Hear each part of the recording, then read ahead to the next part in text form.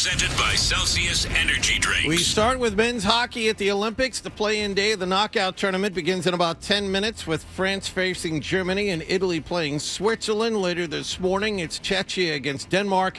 And then this afternoon, Latvia plays Sweden, with the winner getting the second-seeded U.S. team tomorrow afternoon. As for the women, the U.S. beat Sweden yesterday 5-0. They play Canada in the gold medal game on Thursday. In NFL news, yesterday was moving day for Miami. They released both wide receiver Tyreek Hill and top pass rusher Bradley Chubb. Red Sox are continuing full squad workouts in Fort Myers, Florida. Roman Anthony is now officially a member of the U.S. World Baseball Classic team. He told the media yesterday he's been told he's going to play left field. One of those calls that pops up that, you just kind of light up, and like I said, just an unbelievable opportunity. So to even be considered in something like that with the group of guys that are there, it's going to be a blessing for sure that I'm looking forward to. Jaron Duran will play for Team Mexico. He'll be their right fielder, a position he will play for the Sox early in camp to get himself ready. And there was a fatal shooting at a hockey rink in Pawtucket yesterday during a high school game. The shooter killed two people who were reportedly members of his family and then turned the gun on himself. Sports Hub headlines are brought to you by Awaken 180. We all love the word free, so does Awaken 180. Medication free, side effect free, and free support for life. Awaken180weightloss.com. I'm John Wallach on Boston's Home for Sports, 98.5 The Sports Hub. Your next update at 6:30. Violent two-hand slam. Wow. 98.5 The Sports Hub. Ladies and gentlemen, I need all of you to stop what you're doing and listen. Toucher You might hate me, but you're listening. and Hardy Don't bother me. I'm at the Pickle Palace. on 98.5. I know what I'm capable of. He said something about peanut butter, right? Yeah. Boning, baby. Make America nut again. That's gross. That's disgusting. Let's talk about cheese. What are you going to have for lunch? I was at dinner with my wife and a friend. Kitty, kitty, pussy, kitty, kitty, kitty. Flap, flap, flap. Shut up, I'm trying to talk to Paul. Toucher and Hardy Good luck trying to put your finger in it when there's a million holes. on 98.5 The Sports Hub. Let's go. Egg roll wrapper and deep fried. I felt a little rumble in the jungle. All right, man. I gotta let you go. Hey, good morning, everybody. Good morning. We are Toucher and Hardy. Yeah. That's right, Joey. You were here yesterday. In. You were in. You were in for the midday show. Apparently, Mark Bertrand had gone to the New Edition show the night before and had a night out in the city. So this is something maybe you don't know about Beetle. He will go to every show, and not Mike Reese levels. Like, he's not going to go see Starship, playing in Connecticut, but any like mid-level, like top 40, 80s, 90s, CHR, R&B, he's there. And not ironically, he really likes it. He knows the music and he wants to be there. If you want to see Bertrand get all hot and bothered, tell him you got tickets to go see Tears for Fears, and he will hurt people pushing them out of the way to get those tickets. You got to imagine that's quite a show. Tears for Fears. They're going to do Shout and Sowing the Seeds of Love. Oh, they're not going to do Everyone Wants to Rule the World. And then repeat. But those three. I was thinking more that it's just those two guys. They're hunky, if that's what you mean. Well, no, they're not. The one guy is.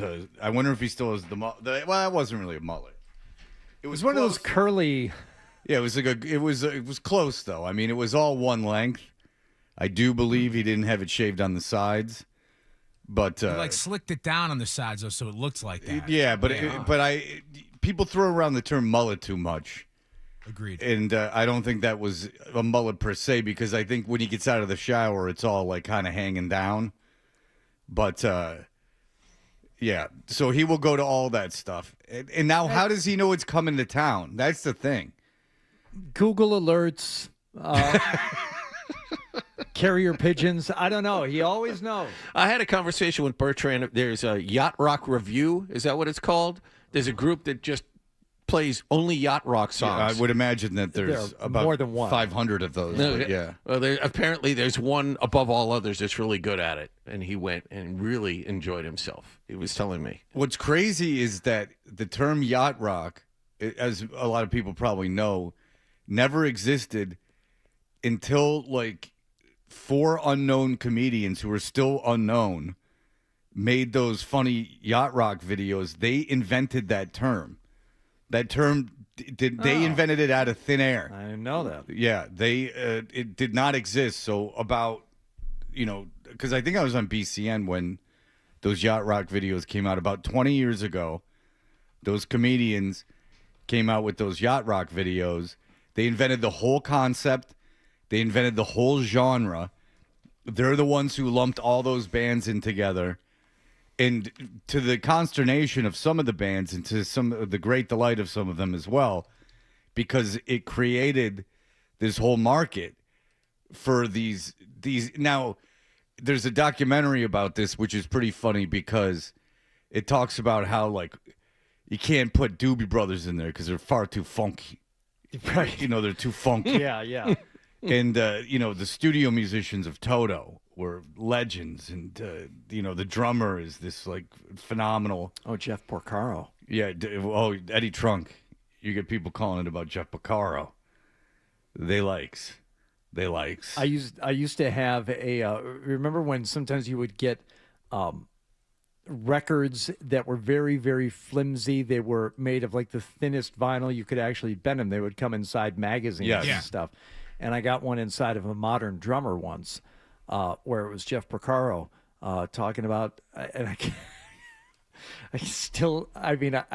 hear it, the things that you retain, right? Hi, it's Jeff Porcaro, and here for Peisty.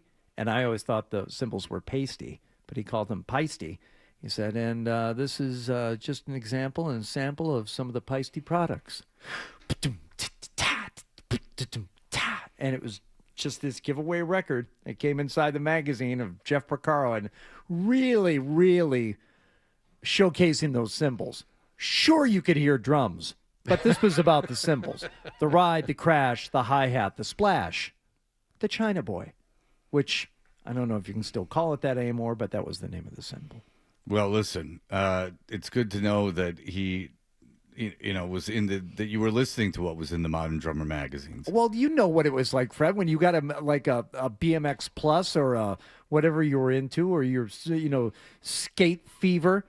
You would consume every single word because there was nothing else. You couldn't go online and research about it. If you were obsessed with these people and these things, and you're going to shell out the $2 for a magazine, you're gonna get every penny's worth out of that thing. Well, I would turn to the microfiche. I mean, I really would. There were bands that I got into enough where they just weren't. I couldn't find anything in like any current publications, so I would have to go to like the library and get out microfiche.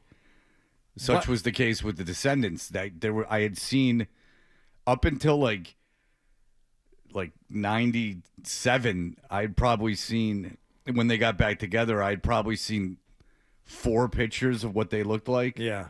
In my entire life, there was one picture in like a Thrasher magazine, and then there was microfiche stuff. And then they got back together in 97. There was like a video that played a couple times on 120 minutes. But, I mean, and that was like super surreal. And I think that's why I have a problem when people now, the Joe Perrys, the Phil Perrys of the world, like we're like, well, I wasn't alive when that happened. And the thing is that I think there was maybe, and he's not that young. It's like pre-internet. If you were interested in something, you would dig, like do your own research. Yeah. Like even Heshers, like even total stoners, if they were like into cars and stuff, in Hemis and things like that, they would seek out Hemi magazine, which does exist, and it's at the Newton Library, where my daughter gets to the tutor. They have Huge selections of magazines, including Hemi. You keep talking about things like microfiche and magazines at the library. My library, it had a juggling club, but there wasn't a whole lot else going on there as far as I could tell. It had microfiche. All right. Yeah, and what you did so. is you got on a computer and you typed in. I mean, I'm still young enough where there was a computer at the library, and you would type in the phrase or the name, and then it would take you to the microfiche. Your library absolutely had microfiche. Huh. For certain. But you would have to do that. You would have to dig, like if you were into anything, you would have to like dig into it. And that was kind of the fun. You know, you would have to go to a certain record store, a certain auto shop, like anything that you were into. And I think you and I were, and Wallach, you too. I mean, you were researching things on, on the big broadsheets. Well, he was in those bread lines during the Depression. There was no computer back when I was a kid at my library. We had actual microfiche we had to go in and find. Well, no, this was microfiche, but but the computer just told you where to go to find the microfiche. It all served us very well when the vaccines came out, and it's like, do your own research. I'm like, okay, I got this. I know how to do it. Sure. I have researched things on my own before. Sure. See, I just said, right. I just said, all this seems okay. I said, all this seems to be going pretty well. I said, don't question this. Sure, you put a log on top of all the baskets, the basketball hoops in town. Mm-hmm. Makes sense. Thank God that you're out there doing Covered that. them with circular plywood. Oh, who got to cut those? Jealous? Lucky. You're assuming that they made it so nothing could get through the cylinder. Yeah. That it was the exact diameter of the cylinder. Well, if you're gonna do something, do it right. That's right. No point otherwise. But then you would have to have a table saw, and then getting that into somewhere without infecting someone would have been very difficult. Yeah. You can't just leave those hoops open for kids to go out there and, at their own discretion play. You got to take that opportunity away from them. A real visual kick in the balls. You couldn't say like, hey, maybe it's better if you don't play basketball. You have to take away the basketball hoop. So when they go out there, they feel that depression that I can't even shoot hoops. Right. Because I would then die, which I wouldn't. But, nonetheless, Wow. you say I would. So you got to do that. But, yes, I think that is part of the reason that it annoys me so much. Because I almost feel sorry for the people when they're like, oh, that happened before I was alive, or that happened when I was a little kid. And it's like, well, yeah. But if you're passionate about something, wouldn't you want to find out as much about it as possible? Like if you were into, I told you, I was listening to that Joe Perry book, and the thing is he would get these rock records, he would read the liner notes, and again, he's no genius. He would read the liner notes, he would see that, oh, what's this name?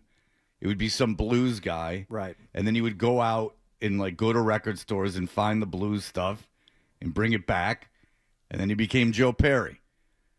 And that's just like a guy that didn't graduate high school, and he's running around doing that. Just a little bit of curiosity can open up all kinds of doors for you. Yeah, it doesn't have to be a lot. Yeah, I just don't understand the entire, and it could be about literally anything. It could be about stupid sports, anything. Just you would think that you would have some intellectual curiosity about things, that if you like the idea of a rabbit hole, but apparently that doesn't exist anymore. No, because it's too information is too disposable nowadays. Yeah, and you just get it all thrown at you, and there's not much value to it. Not like before when you would get the inkling of something and I found this. I found it. Well, now you can find anything now. But it is amazing how disposable music is now, and how you don't like. How many times have you opened up Spotify or Apple Music and it has like every song ever recorded, and you can't think of anything that you would possibly want to listen to? And all the time. Like I can't even think of like bands I like, artists I like. Like it's just too much. There's too much there. And then if I like hear something about a song, like I'm listening to a book or reading a book, and then they like mention a song, I'll find it, play like 5 seconds of it, and go, okay. But when was the last time you listened to like an album, like all the way through? Which there was something about, which with tapes, I really didn't do that. When CDs came out, I started doing that. But that's part of the reason that I think vinyl is the biggest value of vinyl. I can't tell any audio differences because I don't have that astute ear. But it does force you to kind of keep the album on. Yeah. At least through a side. And for never mind like the last time, because it's been within the last like few months. And I didn't put the album on the turntable, but it has to be something that's like, all right, I need to clean this room and I'm not leaving until it's done. And if I really focus in, I can do it in 45 minutes.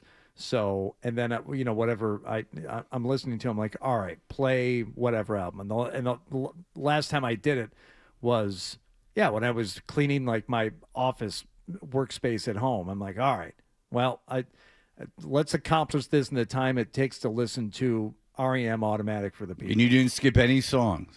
I did skip Everybody Hurts. Yes. So you did not listen to the album all the way through. You skipped a song. All right.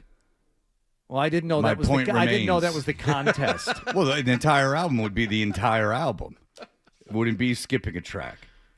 It would be that the whole album, as the band envisioned it, was laid out in order. Not all albums into completion are going to have every song. You gotta suffer through it. Not every album is Diver Down, where every track's a burner. All killer, no filler. Big Bad Bill is Sweet William now. That's what you want to hear. Yeah. Say, give me a bunch of cover songs, including old ragtime affairs. That's the thing with the love of Van Halen, especially the older stuff. I'm like, they just repurposed a lot of stuff, you guys. The Dancing in the Streets is not an original. Well, I understand you love it and it's cool sounding, and they were a cool band, but they weren't rewriting the rock and roll rule book. No, the Van Halen has two. The real Van Halen with Dave Lee Roth has 2 complete albums, and the rest are albums with a couple really good songs, and the rest is kind of whatever. What are the 2 complete Van Halen albums? Van Halen in 1984. Okay, I'm glad you included 1984. Oh no, 1984 is a great album. Yeah, like because even like Top that Jimmy, baby smoking a cigarette too. Well, I don't care for that. I hope they don't have that anymore. Little cherub. But they, but yeah, like Unchained and Ain't Talking About Love are the 2, my opinion, best Van Halen songs, and they're both on Fair Warning. But Fair Warning is a bad album. Women and Children First, which is the first, I think, album I owned, has maybe no good songs. You got any love for Van Hagar? No. 0. No, I felt betrayed when that happened. I love Finish What You Started just because Eddie's doing his best Chet Atkins impersonation on that. Well, also, he's really picking on that one. Sammy Hagar is in his most ridiculous form in that. Come on. Come here, baby. Please. You say yeah. Please. I know we have that in the system because we used to play that all the time. Please. I think he's got his pajama pants on in that one too. In the music No. That one's that one's black and white. No, he's not wearing. That's got the country vibe vibe to it. Pound cake. He's got his PJ pants on. Well, no, you're not. You're thinking about best of both worlds. Yeah. Oh, that's 5150 right. is when he wore the billowing silk pants. Yes. The best of both worlds. No, I never owned it. Oh no, I did. I owned. Oh, you wait one too. Please. There you go. There it is. Come on. Please. Come on. You say yay. All right. Junior, go ahead. Hey, guys. Speaking of prestigious events, my wife is on a Facebook group for, like, Milford, Mass., and there's a Legend Sports Bar in the Doubletree. And apparently they oversold a Little Mania midget wrestling event by like 2 times the amount of tickets they should have sold it for over this past weekend. And the message board in town lost their ever-loving minds. And the best part about it is the refund email for the tickets was like an AOL email account. Oh, Some dude just setting it up on Eventbrite. And it made me think of you guys because I think you guys talked about this a couple of weeks ago. oh yeah, we were talking about. I think we talked about that event. Yeah, someone called in, I think, and talked about that event. I don't know how it came up. I know that I talked about that bar in Pittsburgh that Scott Zolak has a video of where they kept the little guy in the cage, the bird cage above the bar. And when you got a certain drink, he would come out and like dance around on the bar. And it came out to midget wrestling. And I talked about how I never saw it because it would depress me so much. So it's good to know that the bar in the DoubleTree sold double the tickets, but because that seems to be kind of an occupational hazard. If you're putting on an event like that, it will be oversold. There's no question. And I don't think they had any sort of like bird cage there, but there definitely was on the event ticket a midget stripper. So it had. I definitely had that on my bingo card. There you go. Very good. Very good. Yeah, no desire to see that. It just seems sad at this point. If everyone's involved wants to do it, have fun. But I don't have the desire to see it. That doesn't mean I have to watch it. No, I think maybe 40 is the limit. I didn't do it in my 30s or 20s, but maybe 40 is the limit. I can't tell. I imagine you go out on a date, you tell the girl, like, hey, you know the DoubleTree over there in whatever town that was? I got a surprise for you. Yeah. I think it's Milford. Dress up. Yeah. Dress up. We're going to the DoubleTree? Yeah. Dress up. You get in there. Yeah. Little people having at it. Going nuts on each other. All right. Right now, you'll like to know that the Swedish team is up 1-0 on Italy. Switzerland. Or Switzerland, rather, not Sweden. Sweden plays later for the right to face the U.S. My apologies. Switzerland. Or Sweden. Switzerland is up 1-0 on Italy. Which I always just like, if Italy can not lose by 10, you got to figure they're feeling pretty good about things. Yeah. Yes, they wouldn't be in this tournament if they weren't hosting the games. Right. Yes. You get grandfathered in if you are the host country.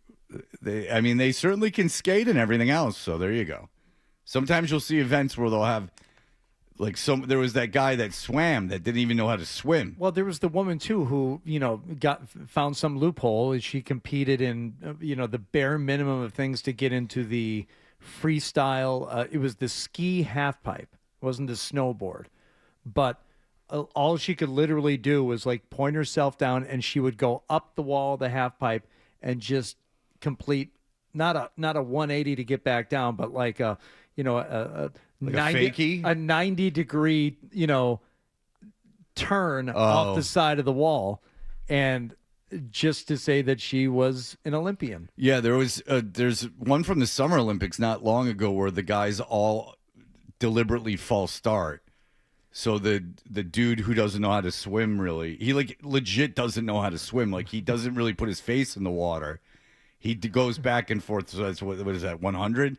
It's like 100 meters, and he goes back and forth. And, it was obviously some meaningless race that the guys could false start in. And the crowd's going nuts, and he barely finishes the 2 laps. And it's the Olympics. Mm-hmm. And you're like, I don't remember this.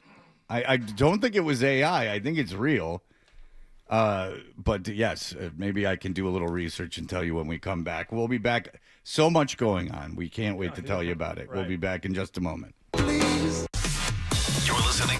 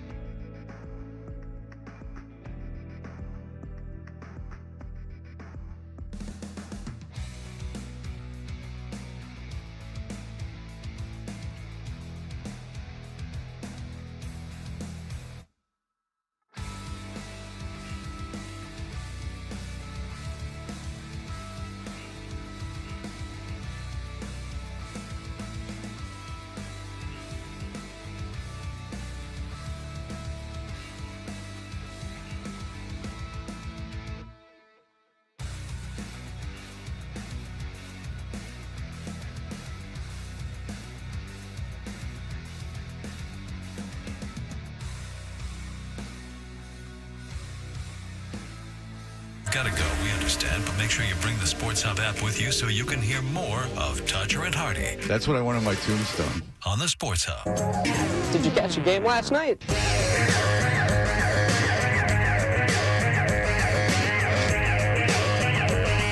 Is there a sponsor for this? Not today. All right, we are Toucher and Hardy. What happened last night? Very quickly. Who is the guy that couldn't swim? That was Eric Musambani, known as Eric the Eel from Equatorial Guinea, who competed in the 100-meter. Fred, your recall is uncanny on this. Oh, yeah. Do you remember which Olympic Games? Not where they were, but what year this would have been? No, because I only know 100-meter because I swam on a swim team. Hell yeah. These were the 2000 Sydney Olympics. He had learned how to swim 8 months prior to the games.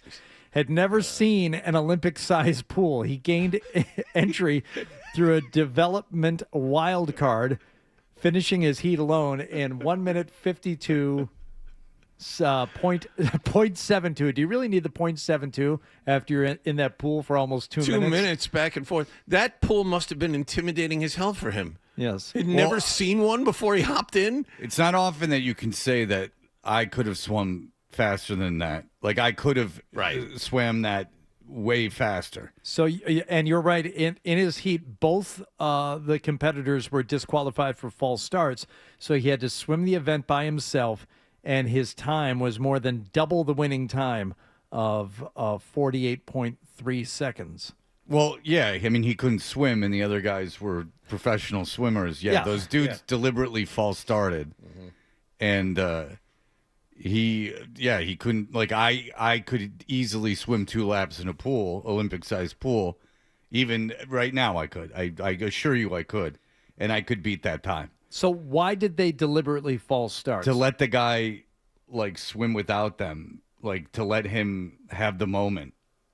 Like, the crowd was going nuts for him and everything. Oh, like, I thought maybe it was because they were afraid of creating too much chop and they didn't want him to drown. They don't want to flip the guy over. Well, maybe that was what it is. I'm not an Olympic swimmer. I couldn't tell you, but I'm faster than an Olympic swimmer. I could do that in under that time. Yes, you could put me in a pool today. Like I outraced that. I'm more certain of that than outracing the golf cart, which I did. But I certainly, in less than 2 minutes, could swim back and forth in an Olympic-sized pool. Okay, so this is impressive. Now, obviously, he was like a big story. He went on to be a national coach in Equatorial Guinea and all that stuff.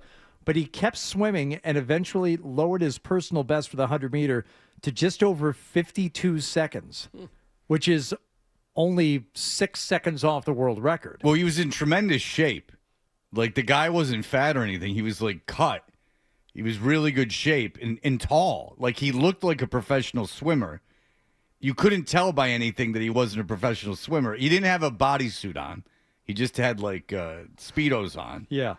But other than that, you couldn't tell. So I don't doubt he had the physical ability to become a decent swimmer. But, I mean, I know how to – my advantage was knowing how to swim. Now, my technique might not be fantastic, but I certainly know how to do it. And I do have long arms and legs. I could beat I could do it on, let's say, 130, maybe. 45 seconds. Yeah, I could probably do it in 45 seconds each way. I think you could. I think faster than 45 seconds each way. Although you might get tired that second 50 coming back. That's the thing is I can't tell you but I think I could power through. Well, you're pumping on the front half. You're pumping on adrenaline. You get to the other wall. And oh my God, I have to go all the way back. Well, just diving in, and then you get that like underwater sitch. That's right. Where you're not even you're self-propelled. Yeah, you're like 15 meters underwater. Sure. And I don't even know how to kick turn anymore. So like, no. You walk up, you swim up, you touch, and you turn, and you go back. Kick turned. No. He kick turned. Wow. I even took private lessons to learn how to kick turn one time. The lady that at our Woodbrook Swim Club, she only had one leg, and she was the swim instructor. She was a very nice lady, and I went to the pool because I couldn't figure out how to kick turn, and I did a whole private lesson to learn how to kick turn, and she just at the end of it went, "Well, you're never going to learn how to kick turn." Whoa, that's brutal. She was just like, I don't think this is ever going to happen. You suck. Don't bother. Oh, man. I wasn't even that bad a swimmer, but I couldn't figure out how to kick turn. Jeez. And you only have to do it in freestyle and Once. butterfly. No, breaststroke, you don't kick. You don't do the same kind of kick turn. Oh. And backstroke, you don't kick. Or maybe you do a different kind of kick turn, too. I could do the breaststroke one. If you do one, I can't remember. But I couldn't do the freestyle one. You did that breaststroke all night. I'd be stroking. Yeah, Clarence Carter. All right. Stroke too fast. So we could play this maybe a couple times, but Ryan came in and he said, so yesterday was a holiday. Joe was in for Beetle, and George was producing the show. Now, when George comes in, it's a huge scene because everyone guesses his weight. That's the big thing going around because George is like 5'2" and very slender. He's not 100. He's less than 100. There's certainly a debate. He's 95. He has admittedly put on weight since having children, so he is not 98. Then he's not the waif that he used to be. No, he's got a little heft to him now. He's probably pushing 120. But I don't know about that. No. I push back on that. There's no way he's 120. Not a chance.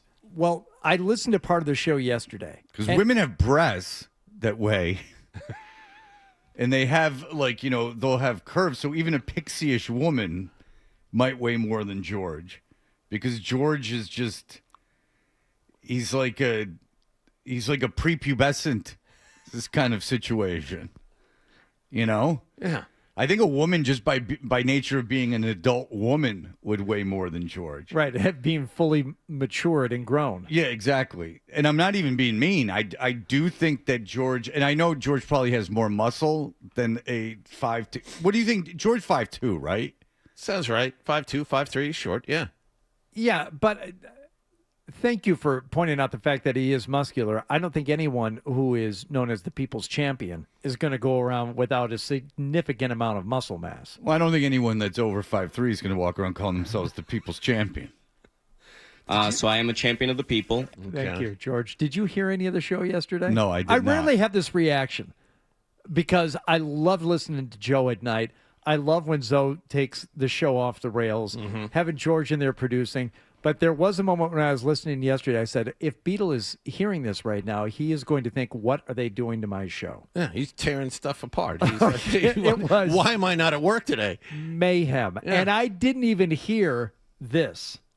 No, hey, that worked for Mac Jones, by the way, when he went to the Pro Bowl. Let amateurs, let them play it.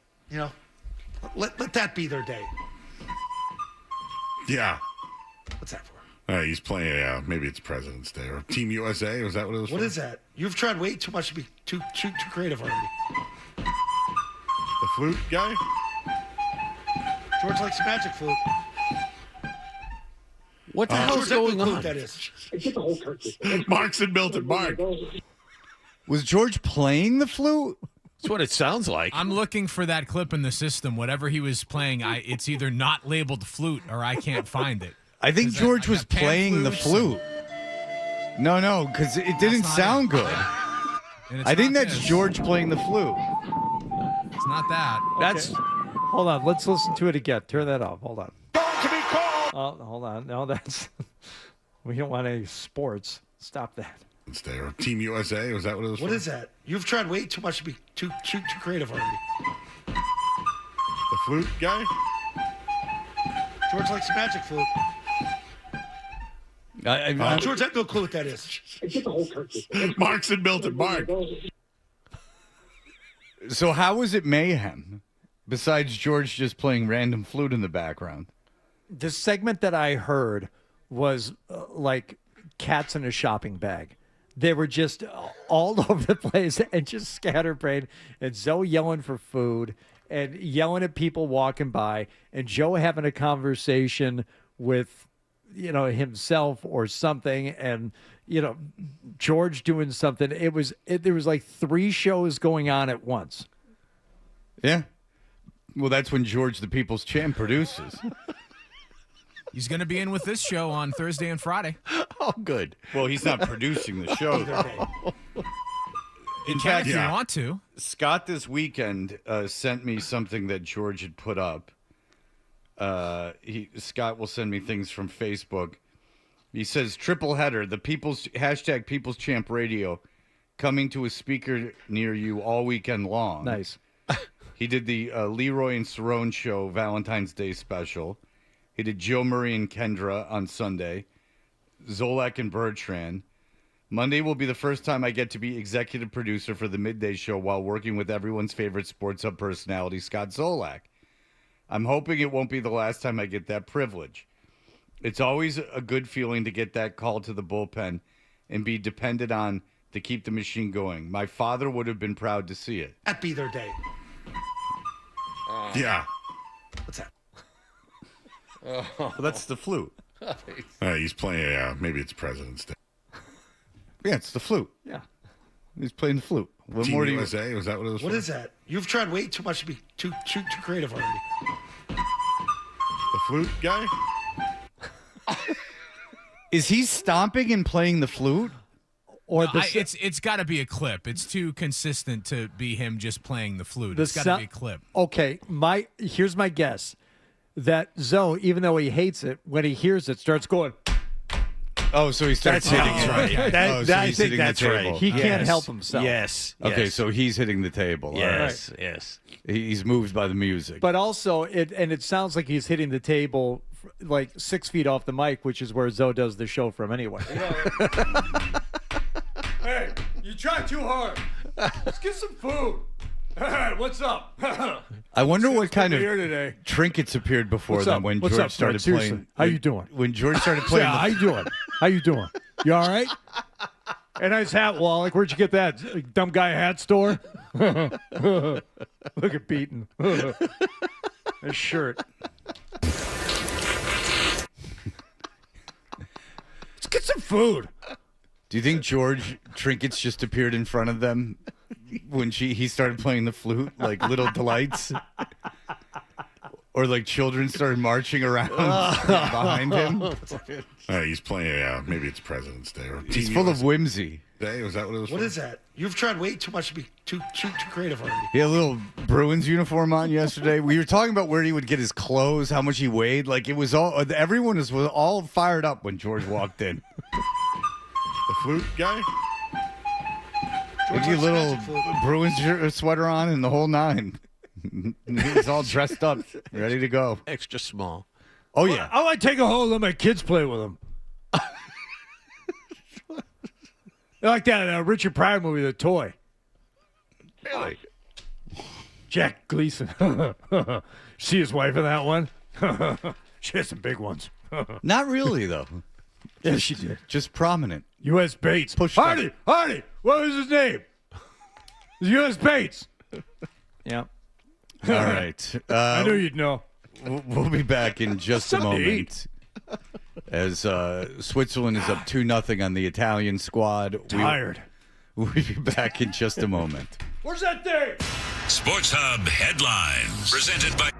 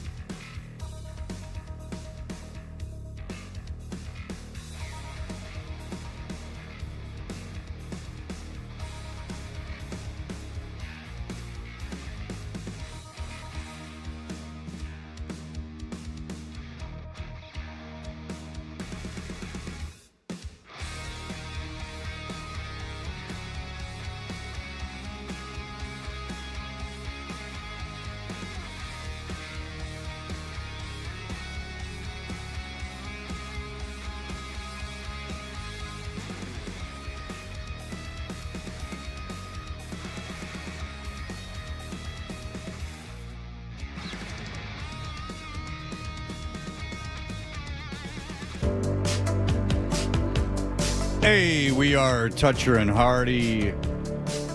Hardy, what is going on? We didn't get to any sports yet. Well, we have we were sitting here watching the men's hockey from the Olympics. Italy and, what was that, Sweden? Who's playing up there? Switzerland. Switzerland not loaded with NHL talent. No. I'm counting 1, 2, 3, 4, 5, 6, 7, 8, 9, 10 NHLers on Switzerland.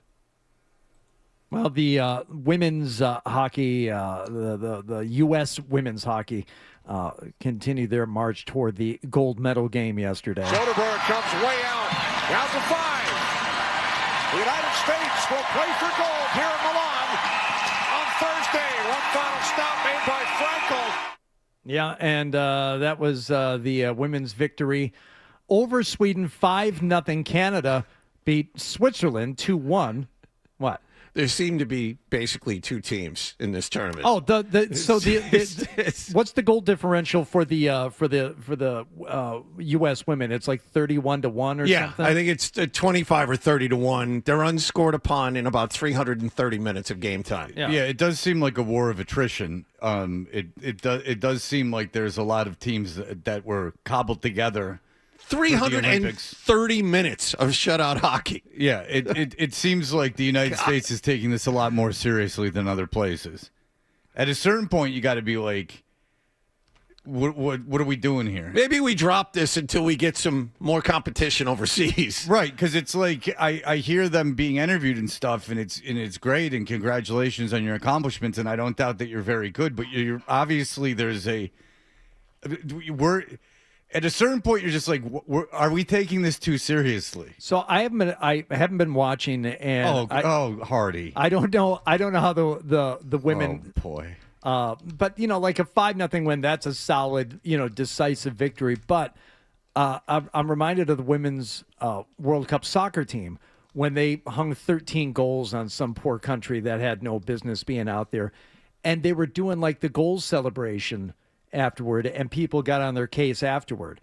So it was Megan Rapinoe, I think, afterward, in their next match made a point of like kind of sarcastically being very stoic after scoring a goal. It's like, no, this has nothing to do with the fact that you're women. It has nothing to do with the fact that people don't give you as much attention or money as the men. It's the fact that you were Cadillacing around the field after scoring 8 goals on a team that was just ill-equipped to be out there with you.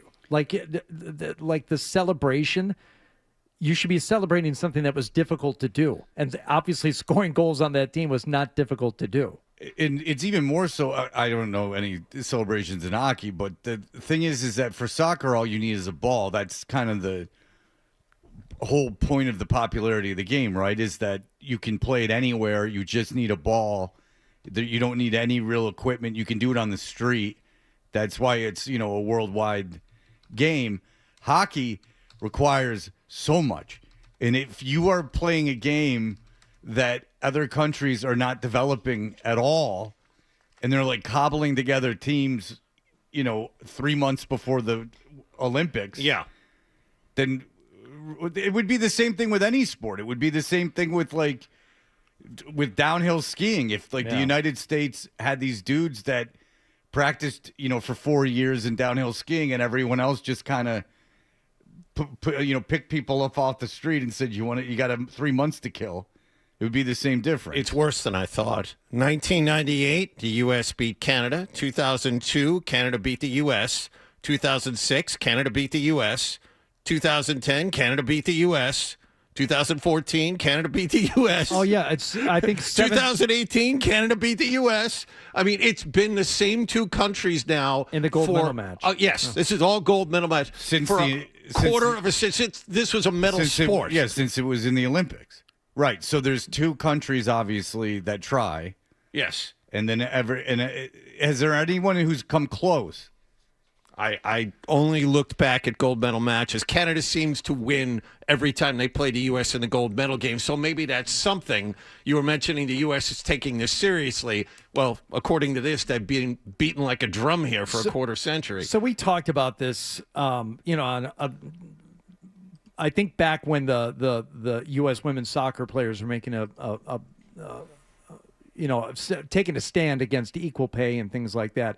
And there's a lot of conversation about the disparity between, number one, men's soccer in the U.S. and the rest of the world, and why men's soccer seems to fall behind. And it's because the emphasis is on getting your college paid for, right? So you come out of high school, you want to go play in college, get your college paid for. That is the ultimate goal. Where in other countries, no, the ultimate goal is to be a professional soccer player. So you leave home when you're 15 years old and you go to some other country and you start in their juniors program. Now, why is it that women's soccer had elevated above the rest of the world? Well, the explanation at the time was the rest of the world doesn't pay attention to women's soccer at the collegiate level. So all these women coming out of high school, like you said, Fred, everybody's playing soccer when they're kids, but they don't, in other parts of the world, don't get as much development and training after that. Whereas here in the U.S., you've got equal opportunities for men and women. So the women who do play college soccer in the U.S. end up having this huge advantage over the rest of the world. So that's how it was explained. And maybe the same holds true for hockey. I mean, obviously, these women in other countries have played hockey in their lives. It's not like they started last week, but... Oh, I don't know about that. I'm not positive about that. We just did the exercise about the swimmer who didn't know how to swim. But that's jumping in a pool, and it's not as much to take on. It's like, do you really think someone started playing hockey 2 months ago and is now on an Olympic hockey team for any of these countries? I bet you that there's someone who knew how to skate and was in another discipline, and they said, "Can you try out for the hockey team?" Yeah. Like a Mighty Ducks situation. That's right. We got a speed skater here, and we're short a defenseman. Hey, come on over here. Certainly. Yeah. I certainly imagine that's a possibility. I don't think it's the rule, but I do think it's a possibility. Sure. Like so if Italy has a men's team, and I assume they have a women's team too. They must. I don't know. So, I mean, you think it's, I mean, I'm sure they get naturalized, like the Italian men's team has got people from United States and Canada on it. Like the weird Olympic rules that you can go play for another country. Yeah.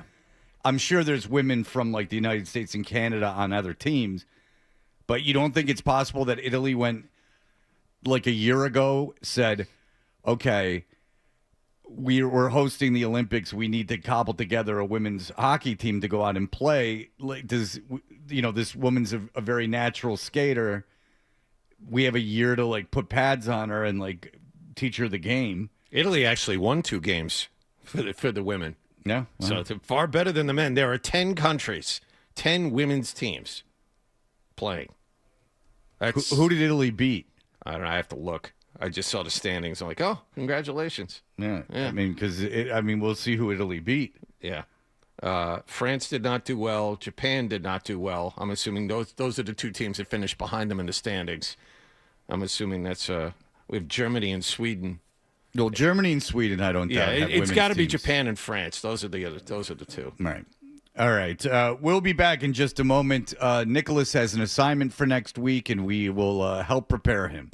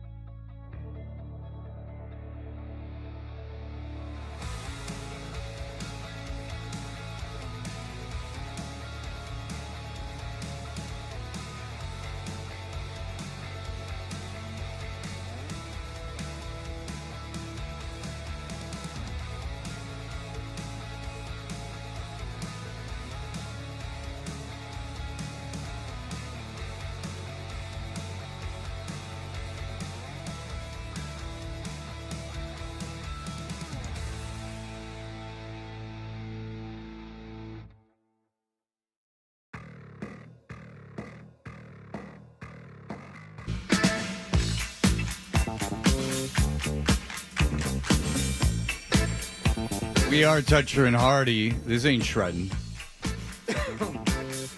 You can watch us on YouTube. You can subscribe to 98.5 The Sports Hub on YouTube. And watch us. Download the podcast wherever you download podcasts. We have fun with the Eddie Trunk Show. The Eddie Trunk Show is for... it's a Hesher's from the 80s. It's all about a very specific time of music. And it's on Sirius XM from 3 to 5 every day. Dee Snider was on yesterday. I'm sure it was a best of because of the holiday. But Dee Snider was on from Twisted Sister. Yeah. You know, he comes on about every other week. Then you got Joey Satriani. I'm going to say, it might not have been a best of because I know that they had a big tour. They had a big 50th anniversary tour. They had to cancel and all that. So I can picture Eddie going in on a holiday. Say, there's big Twisted Sister news. We got Dee in the studio. Was Dee on the full 2 hours, or was he just on for a little bit? I was only in the car for portions of it. But, I mean, I didn't sit there and listen to Dee Snider for the whole time. But they were talking about Eddie Kramer, who's apparently a producer of some regard. Oh, yeah. And they were talking about Eddie Kramer when I was on. So anyway, it does fascinate me. It probably doesn't fascinate anyone else. But it is just like getting into the Votech class at North Farmington High School in 1983 and seeing – it's like Facebook for like the Votech class at North Farmington High School in 1983. What did you expect?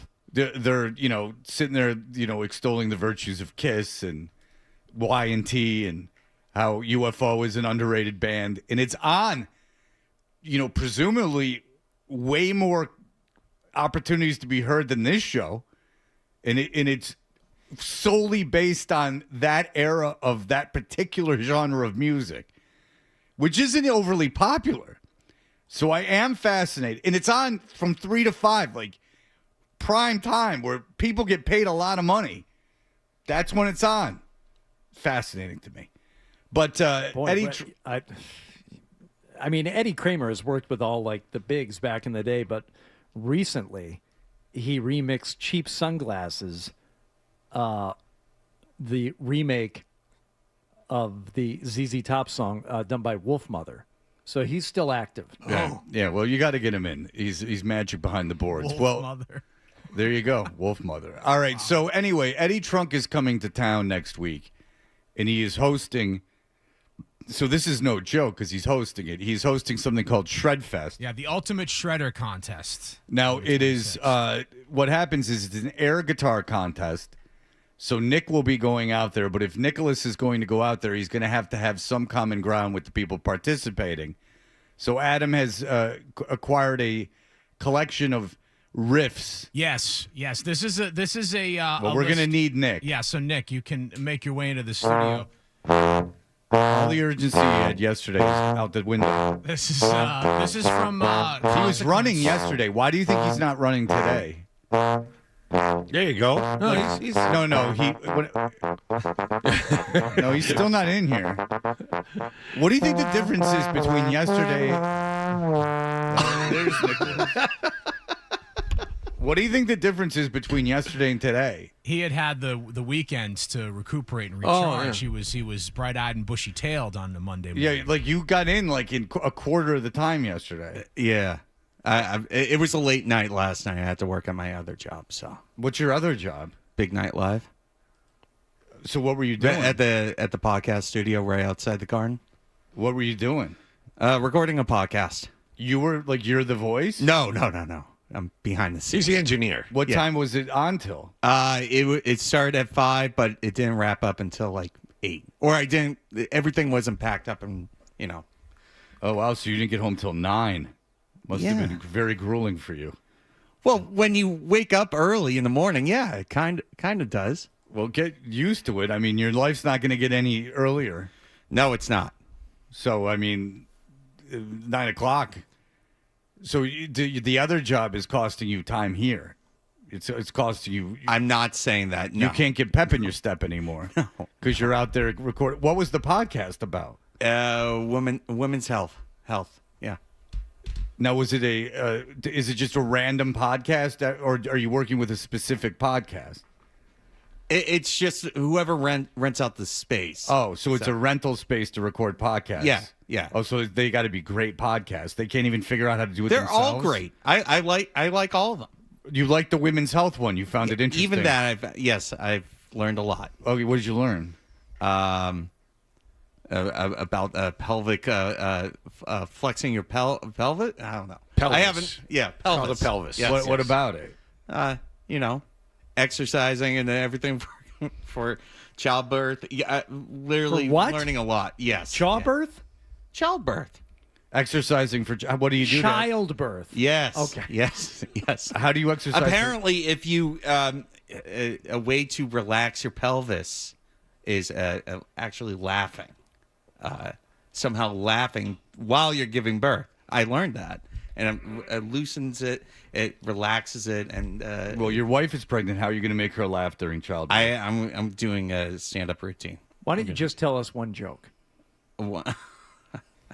I can't. I don't have any jokes. That's right. Neither do I. If you asked me to tell a joke, I wouldn't have a joke either. To be honest with you, I can never remember. Do you have a joke, John? No, nothing clean I can use. He's trying to pass the buck to you, Jonathan. All right. Well, Nicholas, you are going out to this shredder situation. It is which is a real guitar contest. Thank you. Yes. That's what I asked last week. You're like, no, it's air guitar. Yeah, I I'm thought looking it was, at it. but yeah, I'm looking at it too. And Well, no, this is thank can you shred for on guitar correcting and- me and being wrong last week. I just looked it up. Well, again, there's no whimsy involved now. Now it's just guys that are really plug it in and trying to get a shot. Get Eddie Trunk. He used to work for Megaforce Records. He signed Anthrax.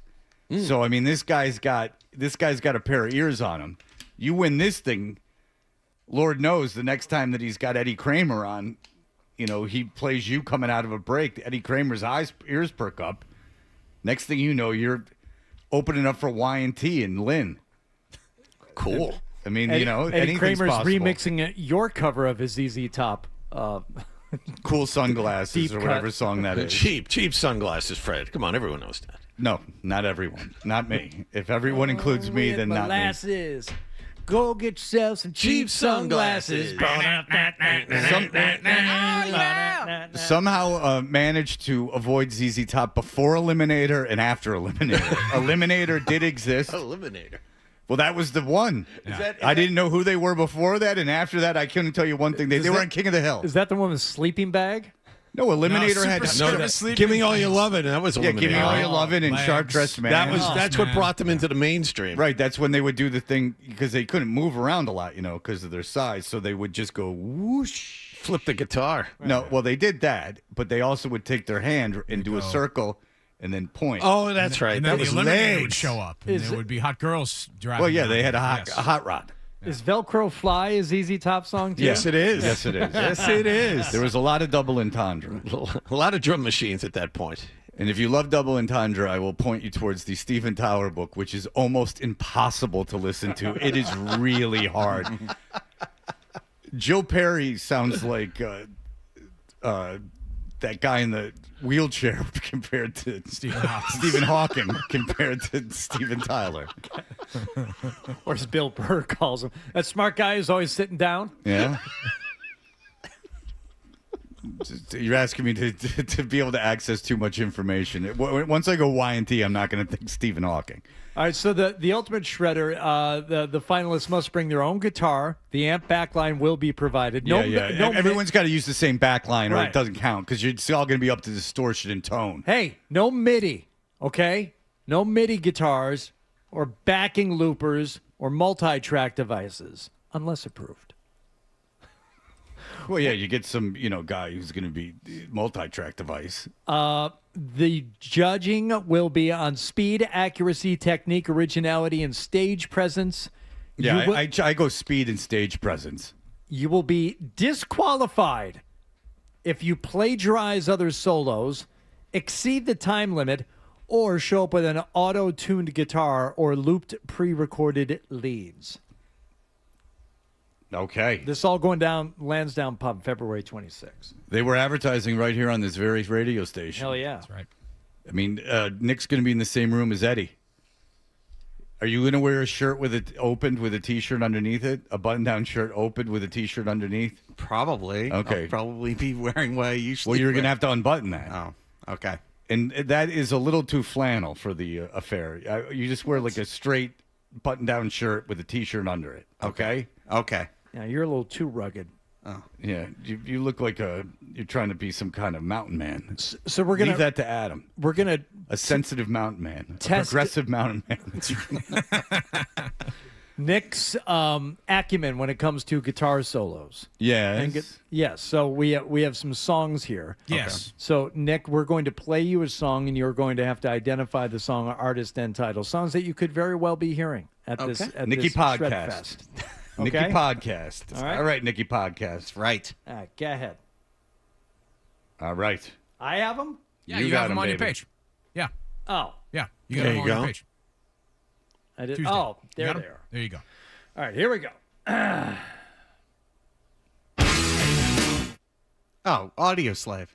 What's the name of the song, Nick? Oh. Nikki Podcast. What is it? Save Yourself? Lumber and Nikki. It's wrong. It's not called. It's not called Save Yourself. No, I thought it was too. Yeah. We thought the song was called Save Yourself when it was leaked to us at X1075 Extreme Radio, but no, the song is called Cochise.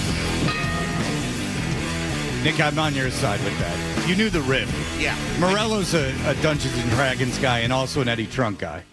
If you're a Dungeons and Dragons guy, you're an Eddie Trunk guy. You just might not know it yet.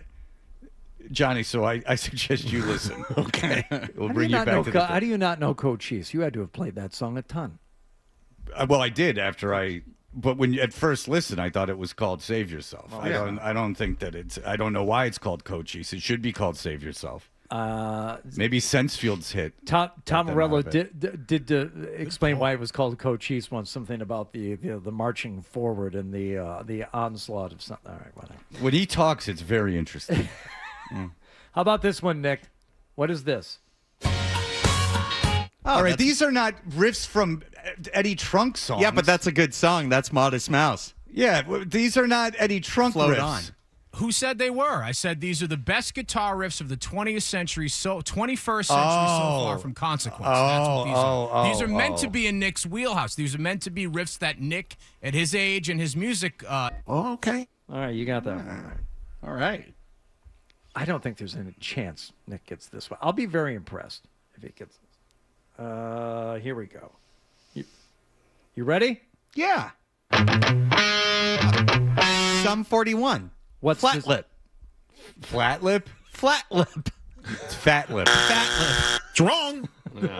All right, Nikki. I always thought the video for Fat Lip, where all the people are going like nuts, like was from like whatever Canadian town they were from, and that was really their audience. Very disappointed to find out in the Derek Wembley biography that I listened to. You ever see the cribs for Fat Lip?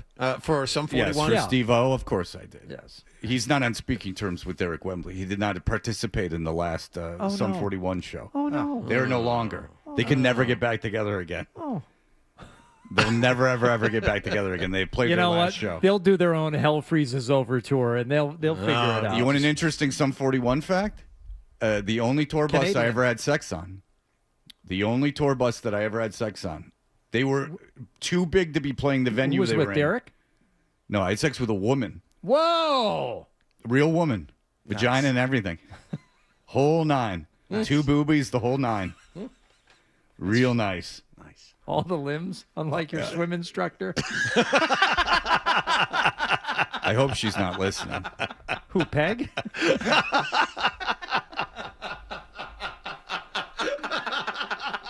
Hardy at 98.5 The Sports Hub. Not right. I don't remember her name. It could have been Peggy. I don't know. Thank you. That's the Lombardi song. Don't bastardize it. Best guitar riffs of the 21st century so far. Nick, what is this one? That is Franz Ferdinand, Take Me Out. Okay.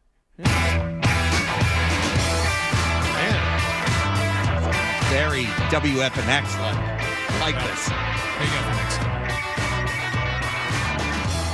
It all just blends together. It really does. It all just blends together. I think we have maybe 2 of these last 4 that actually stand out a little bit, and I'm sure you'll get this one, Nick.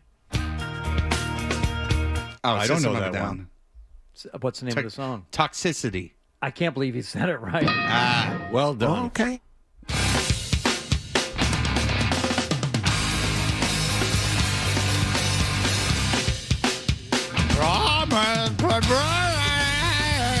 It all blends together. One thing. See, at least System of a Down had enough of a unique sound to where you couldn't do the classic. My music director at the station in Vegas was famous for doing the break. That was somebody. Here's someone else sound just like him. Yeah. It's 107.5. Chop So you're Suey. going from the mud vein into cold chamber. Well, yeah, It didn't matter. you were in a very active rock situation. We did not play those bands.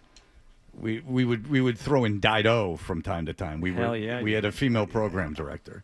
All right, go ahead. All right, last Nick, one. Let's make it a good one here. Okay. See if you can get this, Nick. Oh, The Strokes. Wow. But I what's don't the know song? I don't know the song. The fact I that know it's- the song. No, You'll never get it. Wrong. That is Reptilia from the Strokes. Reptilia. Of course. All right, Nikki Podcast. Get in there. Get back to your YouTube duties. This, Get by the into way, was the YouTube. #1 guitar riff of the 21st Nick, you want to leave the century. headphones in the studio, Nick? Nick! Want to be left Nicholas, Leave the headphones in the Leave the studio. headphones in the studio. Guest. Nicholas, put them down. Okay. Put the well. You got to get back and do the YouTube, or we're going to be on camera when we've gone to break. Get back in there. Don't even say hello to the guest, Nick. Just Yeah, run Nick, right you're, past you're of no. Nick, yeah, there you go. Now he's hustling. Yeah. He was out. He had to work till 8:00 last night. I too was. That was very Tommy wow. of you with a little Got home at spider. Now he's 9. moving. Wow. Now he's moving. Now, yeah, I wish I had a gun. I'd shoot at his feet. I'd wound him. He wouldn't be any worse off than he is now. Yelling, don't be a jerk about it either, Nick. Yeah. So he got shot in the foot. So what? All right. We will be back. We have a big time in studio guest. We will be back in just a moment. Toucher and Hardy, 98.5 The Sports Hub. Let's be honest with.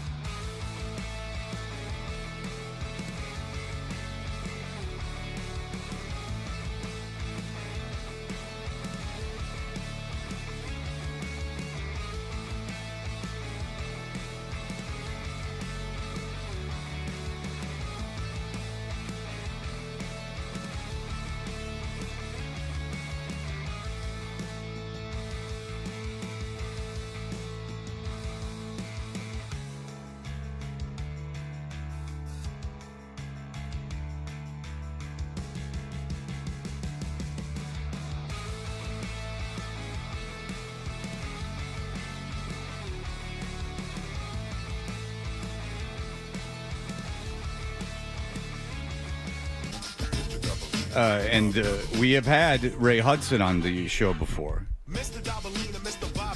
because of the way he carried on. But now we are joined by the heir apparent now that Ray Hudson has retired. Jamie Watson, he's calling Brazil versus France. Two global powerhouses are bringing their rivalry to Gillette Stadium on Thursday, March 26th at 4 p.m. as part of the Road to 26 series. Get your tickets at Ticketmaster.com. Jamie, hello. Thank you for joining us. I'm so happy to be here, but do not expect me to give you some analogies and over-the-top-ness that Ray Hudson used to bring. He gives these virality clips of Lionel Messi when he used to commentate on him, talking about how Messi fits into a space that's tighter than spandex on South Beach. I'll refrain from that at 7:28 in the morning, fellas. Well, he enjoyed that. He did see Tom Cruise in the audience one time.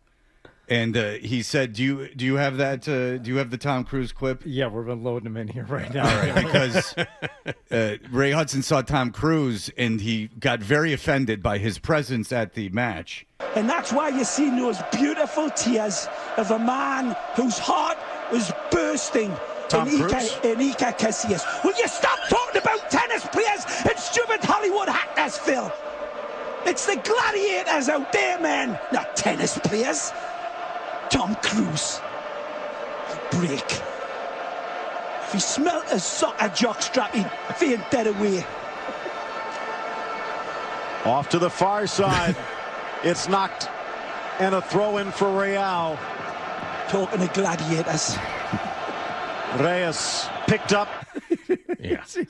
How do you want me to follow that? Everyone suffers by comparison. Yeah, do that. make with that, Jamie. How dare you? There were some gladiators here in that match, though, Gillette Stadium. I'll tell you what, this is a big one, fellas. Look at that. See what he did there? There we go. That's very impressive. We'll get there, Jamie. I want to drop a couple of names on you. Oh, excited to hear this. Guys that I've worked with in the past. Okay, here we go. If you ever went up against them. Okay. Shalrie Joseph. Oh, midfield general. Dominated every field he was on, yes. Sweetheart. Yeah, so he was the color analyst when I was doing pre, half, and post for the New England Revolution. Soft-spoken on the microphone, hard-nosed on the field. Clyde Sims. Clyde Sims, the ultimate hard-working man that took an opportunity when he got his foot in the door with the national team and never let it go. Buddy of mine, Clyde. No big deal. Also worked with him. Look at that. Doing the Revolution broadcast. You play pickleball? Every once in a while. No, he's got a very successful indoor cycling business. Revved. Have you taken a class? No. Oh, come on. Wait, when you say indoors, is it like a cyclodome? No, it's the spin classes. Oh. So you call that indoor cycling?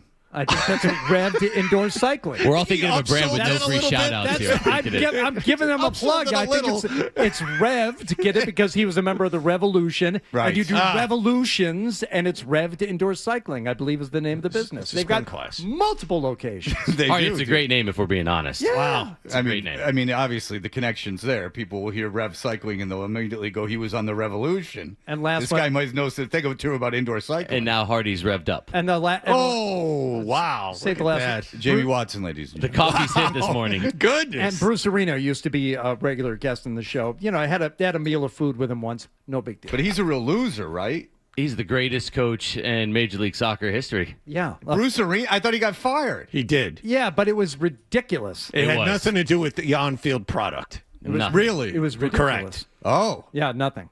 Bruce is scandal? great. There's a bunch of stories going around, but I mean, I can't even remember what the genesis of it was, but there was, rumors back and forth about all kinds of stuff. It's very convenient that it slips your mind. Oh, I find it most inconvenient, Fred. When your good friend happens to run afoul of people, and now you've conveniently forgotten. Do you know how many times I've done it for you? with my friends? Not often. No, because that would require me having friends. People would say, "What happened with Fred?" I'm like, "I don't really know."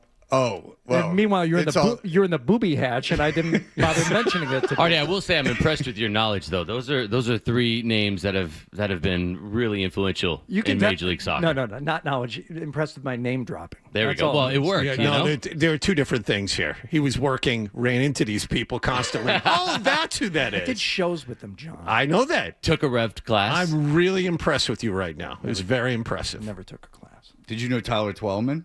Taylor, yeah. His brother Taylor, yeah. The last time I spoke with Taylor was the day I bought this hat because he's a member at this club. Used to live at the apartment complex there in Newton on Needham Street. Yeah, good dude. Right there. Yeah.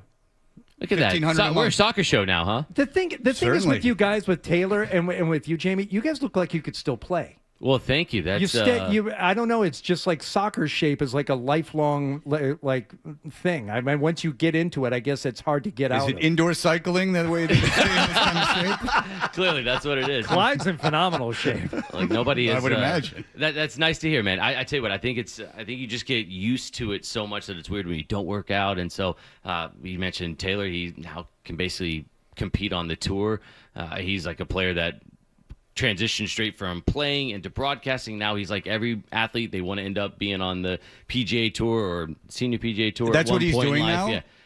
He's trying to be a professional golfer? I mean, he's like doing the big pro-ams where it's, the big players and stuff. Yeah, it's he's got it down, man. And I'm going to look up his handicap right now. Hardy's a huge golfer, so this is comparison. Now you've lost him. Yeah, You wanted to talk about just focus over here. Talk Brazil, France. Focus over here. He's gone for the I rest tell you of what, it. though, this is a match too that Taylor Twellman would want to be at because this France-Brazil match coming March 26 for the road to 26. Yep, this is as good as it gets, fellas. This is a massive matchup, and it's coming right here to Gillette Stadium.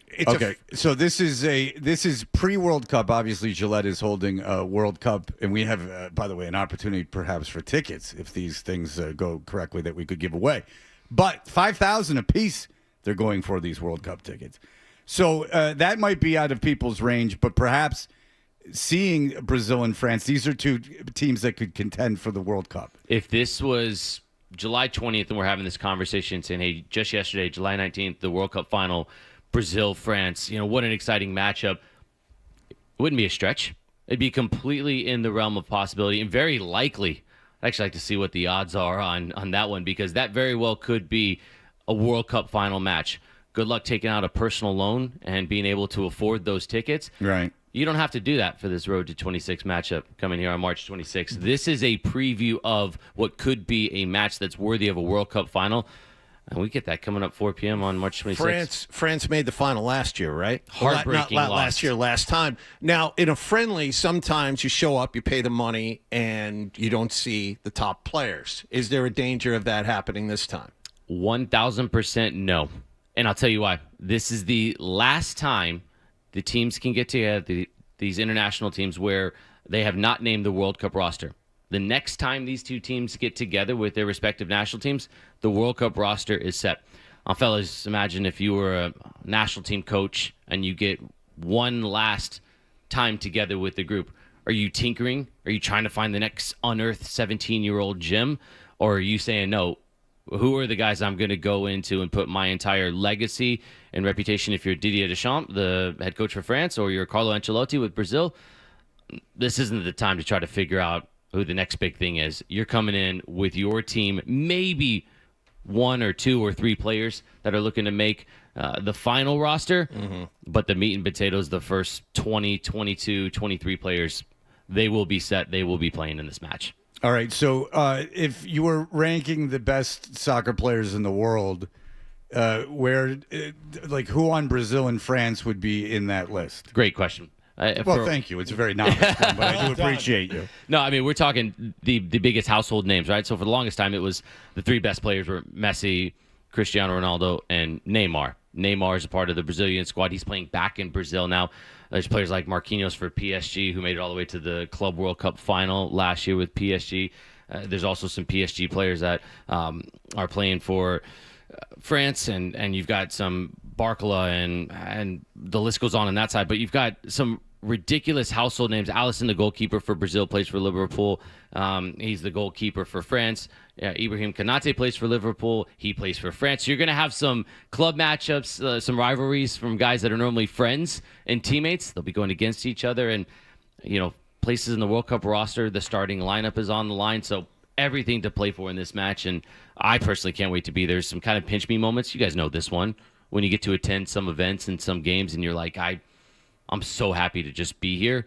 On March 26th, this Road to 26.com match, this is where I'll be having to pinch myself that I'll be in this building to watch this top 5 matchup: France number 3, Brazil number 5. Yeah, and I wasn't able to find just yet the odds on those two meeting in the final match. But as you just said, France third, they are plus 650 in terms of odds to win the World Cup. Brazil is fifth at plus 800. So, I mean, these are two teams that could, many expect to ultimately be in it at the end, one or both. And those sound like a little bit of longer odds, but when you're talking about the World Cup, you also got France and Spain. Well, Spain is plus 450. They're the favorites. So there you go. So there is no slam dunk lock to this World Cup, and it's the biggest FIFA Men's World Cup there's ever been. And so to have this kind of matchup, man, I'm psyched to talk about it. Are you guys going to be there?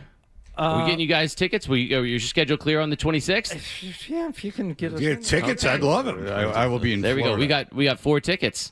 All right, there you go. You There we two go. I mean, I can't go. I'm in Florida. It's- What do you want out of me? Hey, it's 4 p.m. on March 26th. You're going to be in Florida. What could be going on in you know Florida what? that's better than this? I'm going to be on a plane to Vegas at 4 p.m. on March I'll be in 26th. Mar-a-Lago. It's a whole situation. Don't worry about it. March 26th in this area. How is that in terms of, climate and conditions? And it could be any number of things. It could be snowing. It could be 70 degrees. It could be either of those two things. But you guys, and I remember Clyde used to say this all the time, like, oh man, give me like 50 degrees. To him, that was like the perfect temperature to be playing in, or even a little bit cooler.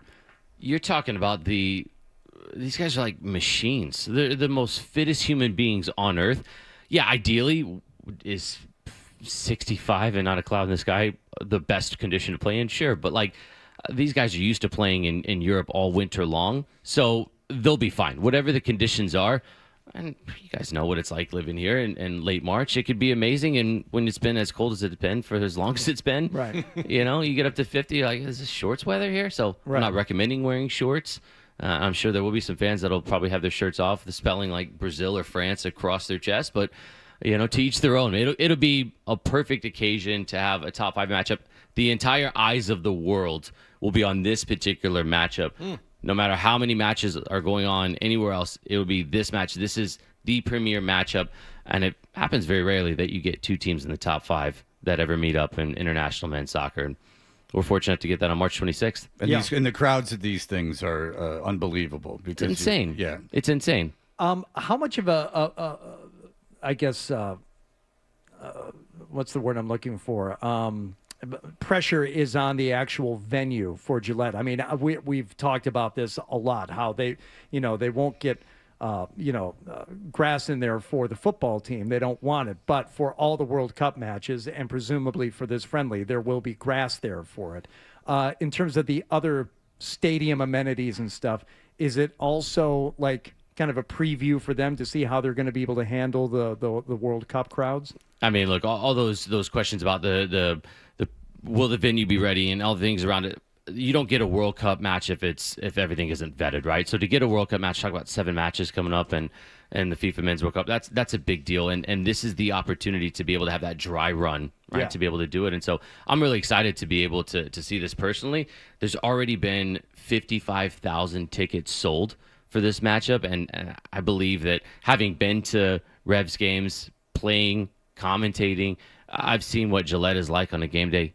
It's awesome. I mean, it's so fun being in and around the venue and everything that goes on. So it's Carnival right now in Brazil, so I'm sure the Brazilian fans that will be here will be ready to have a party. We've got more coming up that'll be announced as we get closer to it. So roadto26.com, that's where you can get tickets, where you can find out about all the fun festivities leading up to it. It'll be a party outside of the stadium, inside of the stadium. I mean, this is, from a soccer perspective, and I'd even argue to say a sporting perspective, there's no bigger matchup than when you get 2 top 5 teams in the world. It just doesn't happen. And to be able to do it at a fraction of a cost of what you'd have to do it for the World Cup seems kind of like a no-brainer to me. All right, Brazil versus France. The global powerhouse is at Gillette Stadium Thursday, March 26th at 4 p.m. Part of the Road to 26 series. You can get tickets at Ticketmaster.com. Jamie Watson, you will be there. You will be commentating. You will be, if any celebrities are in the crowd, you'll be very offended if they're pointed out to you. We like Ray Hudson. A great callback to start the show off here. Appreciate you guys. Listen, Messi. Yeah, that's right. All right. I won't have that goal call. I promise you that one. Cuts back to his right. That's right. We used to have Ray on. Jamie, thank you. And you know what's funny? Tom Cruise was at the game and Ray Hudson wasn't. That's the thing about that. That's right. That's right. He didn't actually go to the games. Jamie will be at this game. Jamie Watson, thank you, sir. We appreciate it. Thanks for having me on. All right, here are the headlines.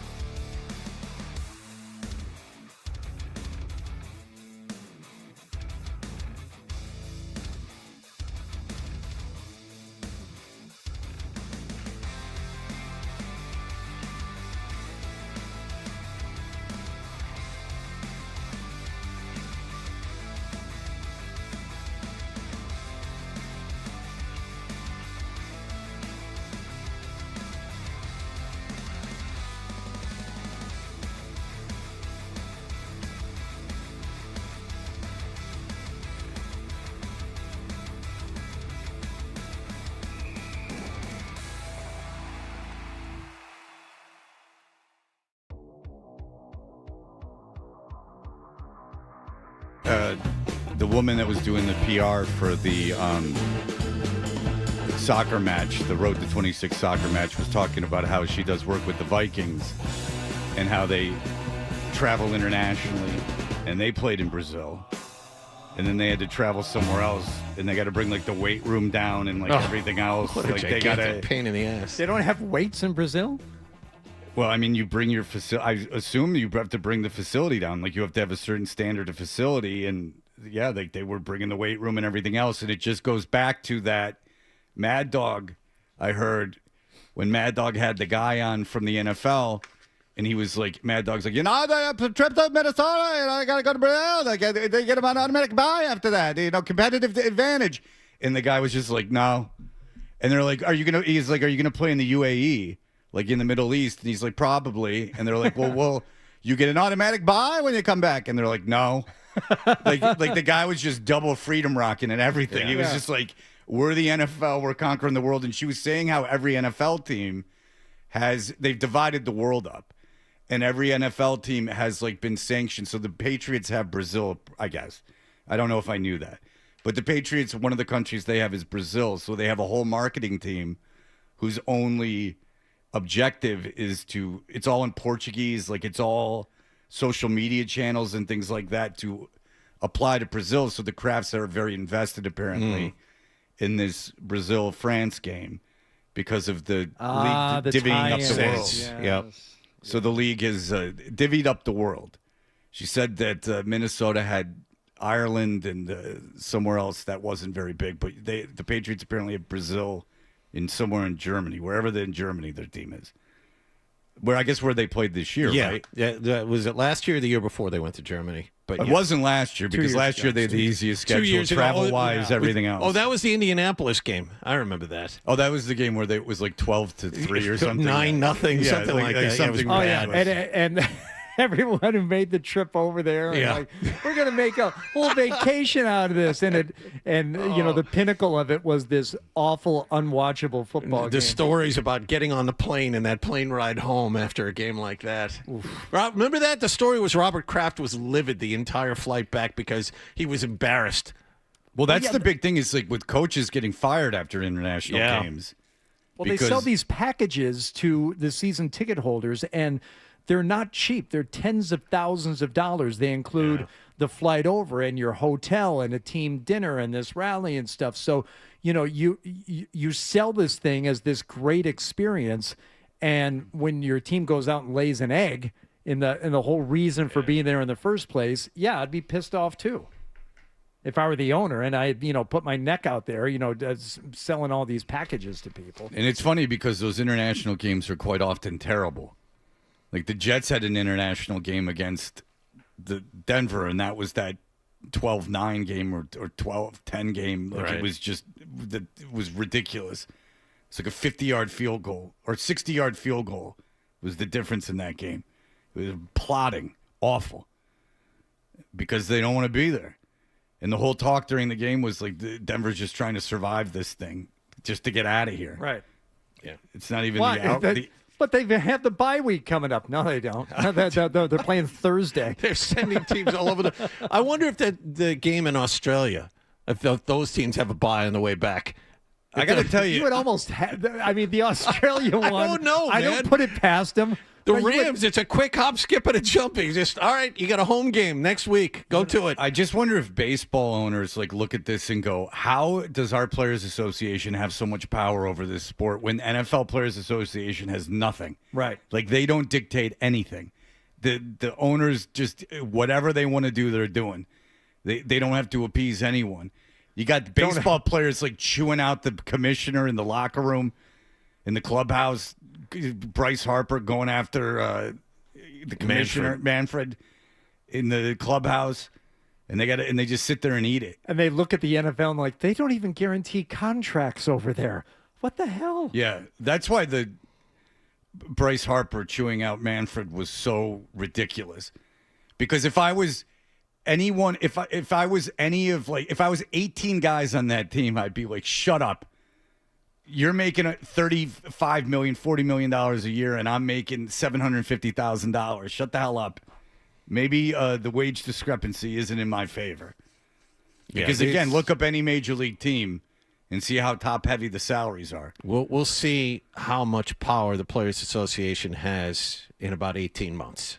Well, if they get locked out, they don't have any power. Well, that's just it. It's the billionaires versus millionaires thing again. The owners can sit. They can wait for as long as they need to try and break the union here. This is one of those times where you were talking about how Major League Baseball owners are jealous. I mean, this is one of those times where they see the global reach, and they're like, well, it's time to get some more power here. It's time to spend less on players, and it's time to get some more power.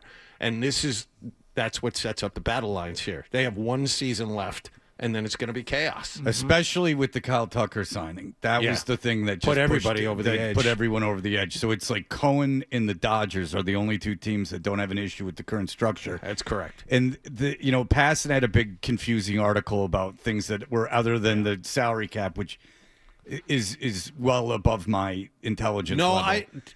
I read that. I read part of it. I couldn't make it all the way through, but I read part of that, and I was more confused after I read it than I was when I started. And it's all just like not fixing the problem. Right. Again, if the attitude is the owners could spend more money, then you're not fixing the problem. The problem is they're not. So how do you put them in a position where they have to, but there can be some kind of competitive balance? The other thing is the owners have kind of hinted around this just in a baseball sense for decades, and they've been pushed away by the Players Association. I think this is one of those times where the owners are just fed up. They see what the current real structure has done to their sport, and the guy's like, okay, I have more money than all of you guys. I'm going to spend it. I'm going to bring in every baseball player I can. And the other is like, what? Well, you made this. You started this. This is the natural evolution of this. Now you have to try and reel it back in. They're trying to put toothpaste back in the tube. Baseball's in a lot of trouble.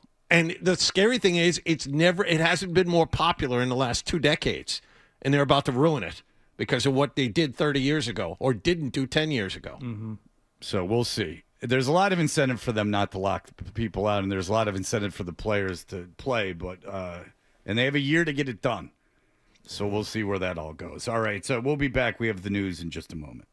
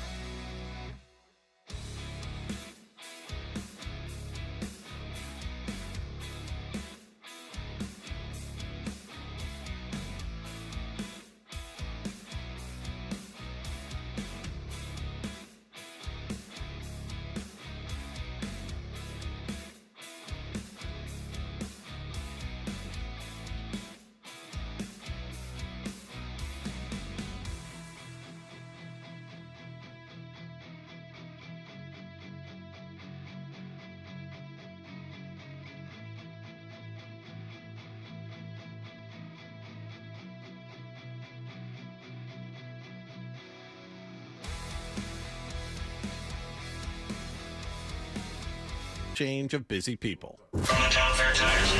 Dutcher and Hardy, Owen Beetle, Felger and Maz, the Bruins, the Celtics, the Pats, the Revolution. This is Boston's home for sports. WBC-FM at HD Boston, 98.5 The Sports Hub, a Beasley Media Group station. Essential Sports Hub headline, presented by Celsius Energy Drinks. The U.S. Olympic men's hockey team is going to find out later today who their opponent's going to be in the quarterfinals of the knockout round tomorrow. Sweden plays Latvia this afternoon for the right to face the U.S. It is the last game of the day. Right now, there are 2 games going on in the play-in round. End of the second period, Germany leads France 3-1. The winner will play Slovakia. Switzerland leads Italy 2-0. The winner of that one will play Finland. Coming up later this morning, David Pastrnak and Czechia face Denmark. The winner of that game gets the top-seeded Canadian squad. The U.S. women beat Sweden yesterday 5-0. They'll play Canada in the gold medal game on Thursday. The Miami Dolphins have a new head coach and a new GM, so they've started cleaning house. Tyreek Hill and pass rusher Bradley Chubb among 4 roster cuts yesterday. Red Sox are continuing full squad workouts in Fort Myers. Roman Anthony's a member of the U.S. World Baseball Classic team. He told the media yesterday he's been told he's going to play left field. Alex Cora more than happy for his young star. It's a good coaching staff. It's a good experience, and he's going to play. That's the reason he accepted, because he's going to play the majority of the games. It'll be cool to see him play. He's in a great spot, something he really wanted to do it, and I'm excited about him. Jarren Duran will play right field early in camp for the Red Sox to get ready to play that position for the Mexican team, and 3 people are dead and 3 injured in connection with a shooting at a hockey rink in Pawtucket, Rhode Island yesterday. The incident occurred during a high school game in the stands behind one of the benches. Sports Hub headlines are brought to you by the 99 Restaurant. Head to the Nines this Thursday night to play trivia. Enjoy 6 packs of bone-in wings for a chance to win 99 gift cards and other great prizes. You gotta love the Nines.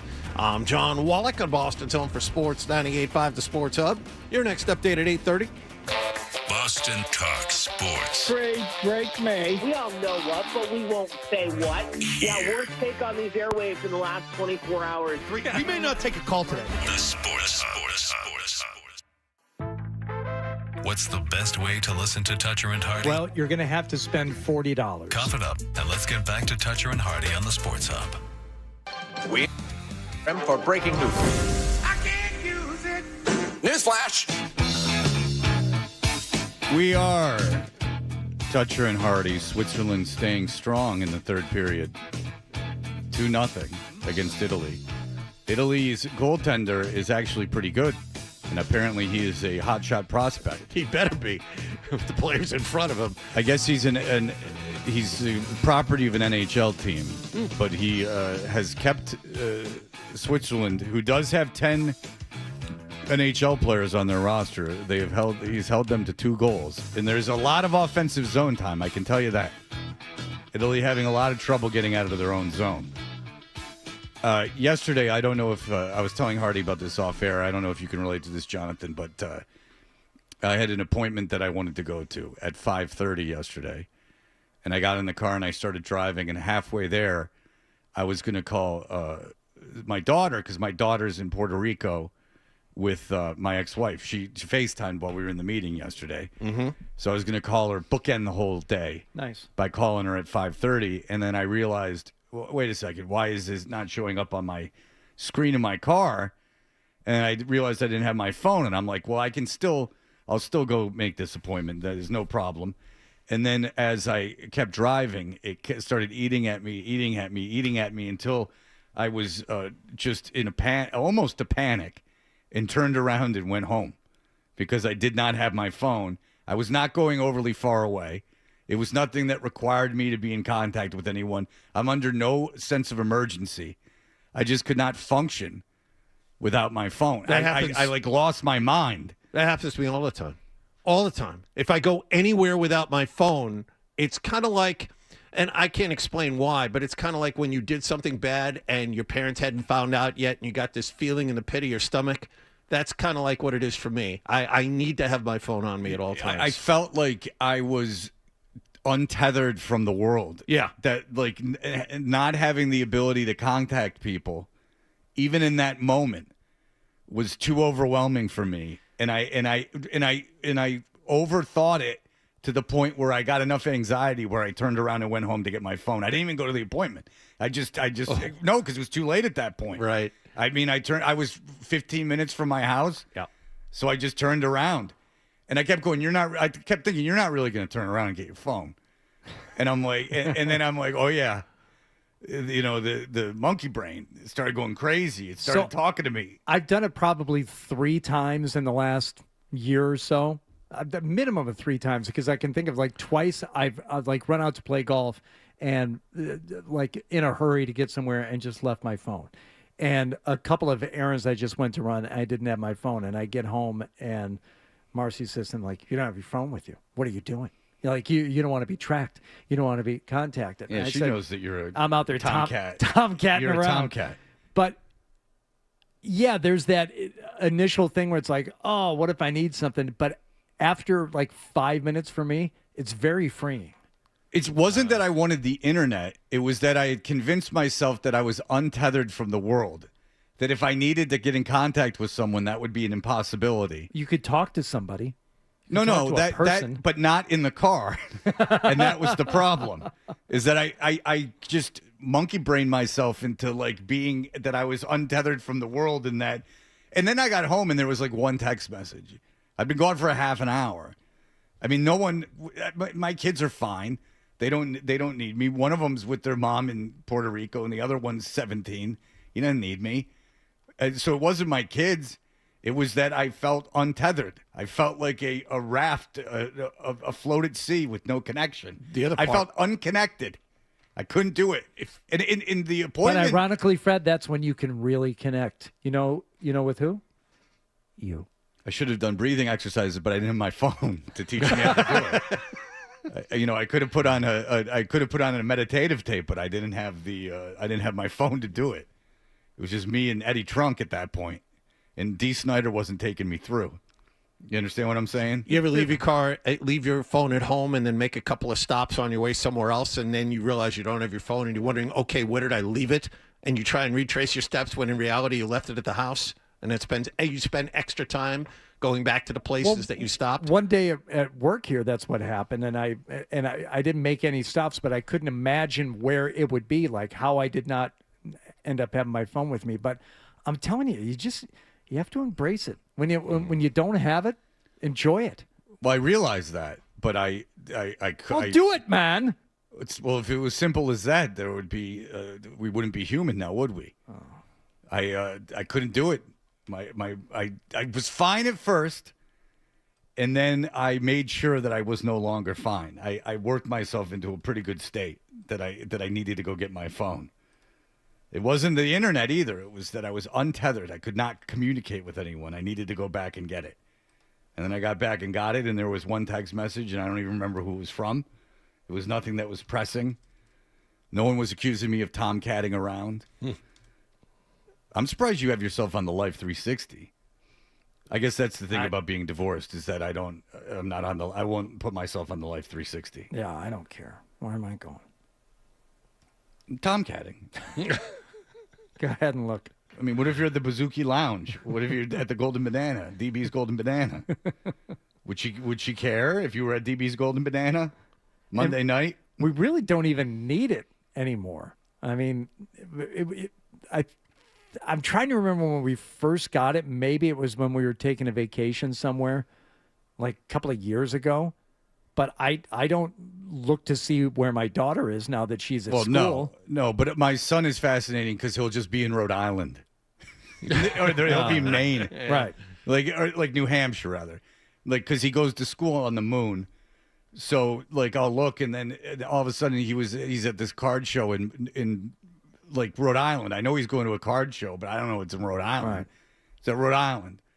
Or he's at some girl's house in, like, New Hampshire. Just like, yeah.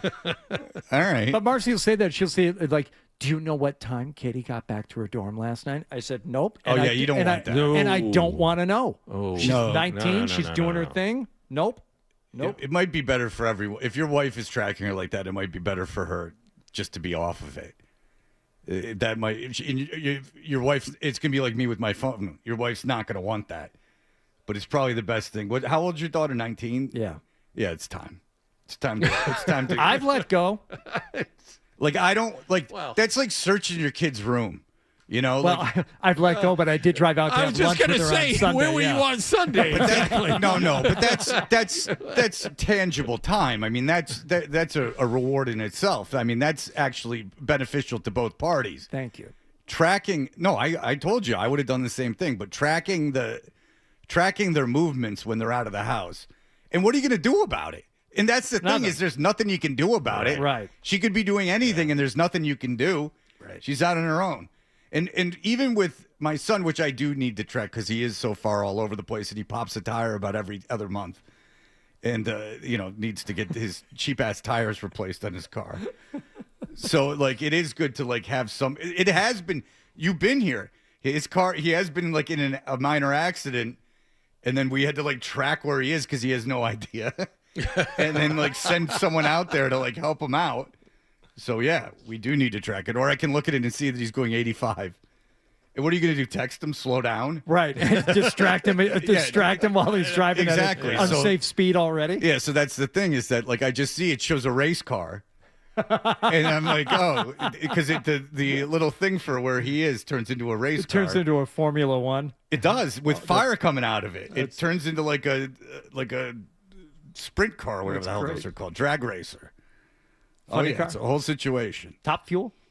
Top Fuel funny cars. I mean, he's a huge Motley Crue fan. All right, so it is time for the news. We can do one news story. Back to Florida again. Same station that brought us the delightful story yesterday of the pickleball brawl. This was in recent weeks when the cold snap hit Florida and critters were just dropping from trees. I can't even count how many iguanas are right there. This is what are you, dummy? 1, 2. Yeah, exactly. 3, Well, you can't 4. count. I don't care if there's 2,000. You can't possibly count them. Our man in the field is at an iguana collection center. Oh. This is where people are coming to drop off the frozen iguanas. Right. Instead of just letting nature take its course and just letting them heat up alone on their own. No. No, you must tamper with them and pick them up. You can't just let everything be. It's a whole thing. I can't even count how many iguanas are right there. This is, of course, all part of a Florida Fish and Wildlife program that is actually allowing the public to help remove these invasive iguanas. Oh, thank you. Yeah, they are invasive. Is that Adam Devine? It sounds like he's going for Christian Man of the Year. Does that sound like the dude from Righteous Gemstones? There's Modern Family. There's just a place here to just drop them all off. They're just dead as a doornail. We got to heat them up. Kelvin. We got to get these things cooking. It's Kelvin Gemstone, reporter. Hello. These iguanas. I'm at a collection center. They're giving us the opportunity. Yeah, the iguanas are invasive. They eat like all your plants and they screw with animals. They're not great. They're like menaces in Florida, the iguanas. And already we've seen several groups of people showing up here at this FWC collection center in Sunrise. Officials stress, however, wait a second, there is a footnote. Y'all better not be making boots out of these suckers.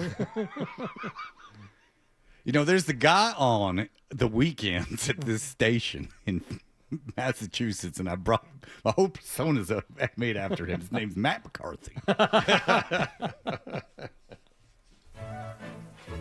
Hey, y'all. The Red Sox are like a cold iguana dead on arrival. Someone needs to take Craig Breslow and heat him up. He's done gone ice cold with his moves. They must have looked at the Red Sox in spring training and said, we'll just follow suit. This lineup's as dead as a cold iguana on a dang asphalt street, Officials stress, however, there are some strict rules for these iguana collections. Only cold, stunned iguanas can be gathered. They must be placed in a secure cloth bag. Yeah. What if it's a fully functioning, warmed-up iguana? No. Cold, stunned. No, but if he's cold and moving, you got to leave him alone. Why What if can't you he's put him warm in and a I hit him with garbage bag? what if he's warm and I hit him with a taser? So he's stunned, but he's warm. Nope. No, you got to put him in cooler at that point. Got to be cold and stunned. I see. What? Well, you can't put them in a dry cleaning bag? Nope. Oh, I wonder why. Cloth bag. Yeah, they have to, have oxygen. They do require oxygen, even when stunned. And then inside a locked container. We did speak to some of these people showing up here in Sunrise earlier today. You can't handcuff them. I've tried. Y'all legs are so skinny. The scaly, slippery little suckers. They just slip right off, and they're like little Houdinis. Y'all think he can escape from this old pretzel I got him in? Sometimes I just tie their legs together and throw them in the river. Just to feel alive.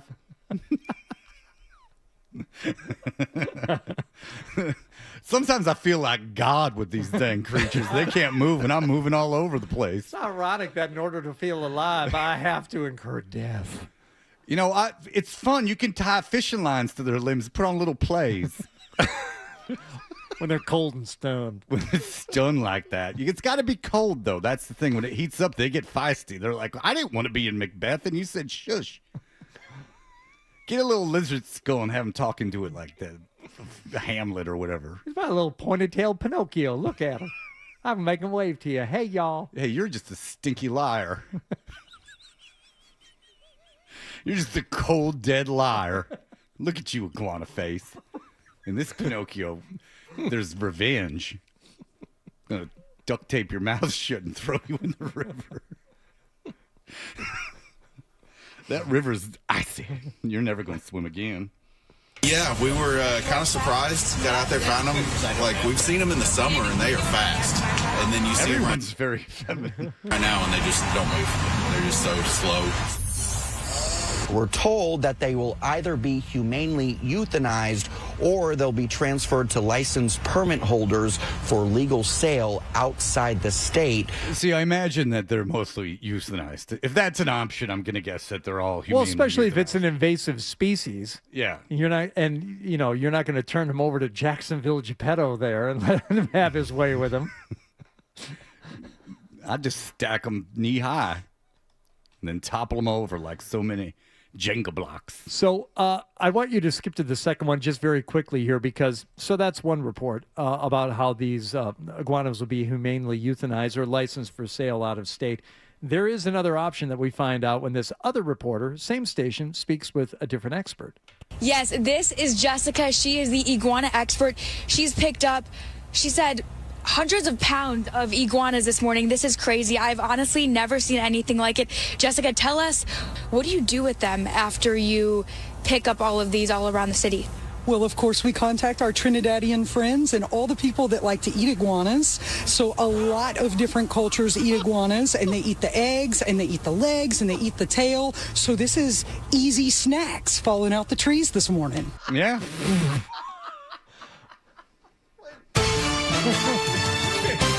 Wow. I thought there was a humane aspect to this. They're stunned, but they're not dead. I was stunned when I heard that. Wait a minute. Well, we're going to call some of our Ecuadorian friends, and you know how they love to eat iguanas. Wow. Trinidad, not Tobago.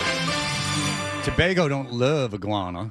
Trinidad does, though. We just put a big sack of them on a boat and send them all over there. You can all eat the eggs. These eggs aren't for cracking. These are for snacking. Easy snacks falling out the trees this morning. Yeah. And I'm sure that's happening, too. There's just a big pile of them being sent to Trinidad. Some people try to heat them up and let them back go. Yeah, they do. Well, you got to let them back go. Yeah. Okay, and I know that you did tell me that before, and I was surprised because I said, is that inhumane? But tell us about the reasons why that's acceptable.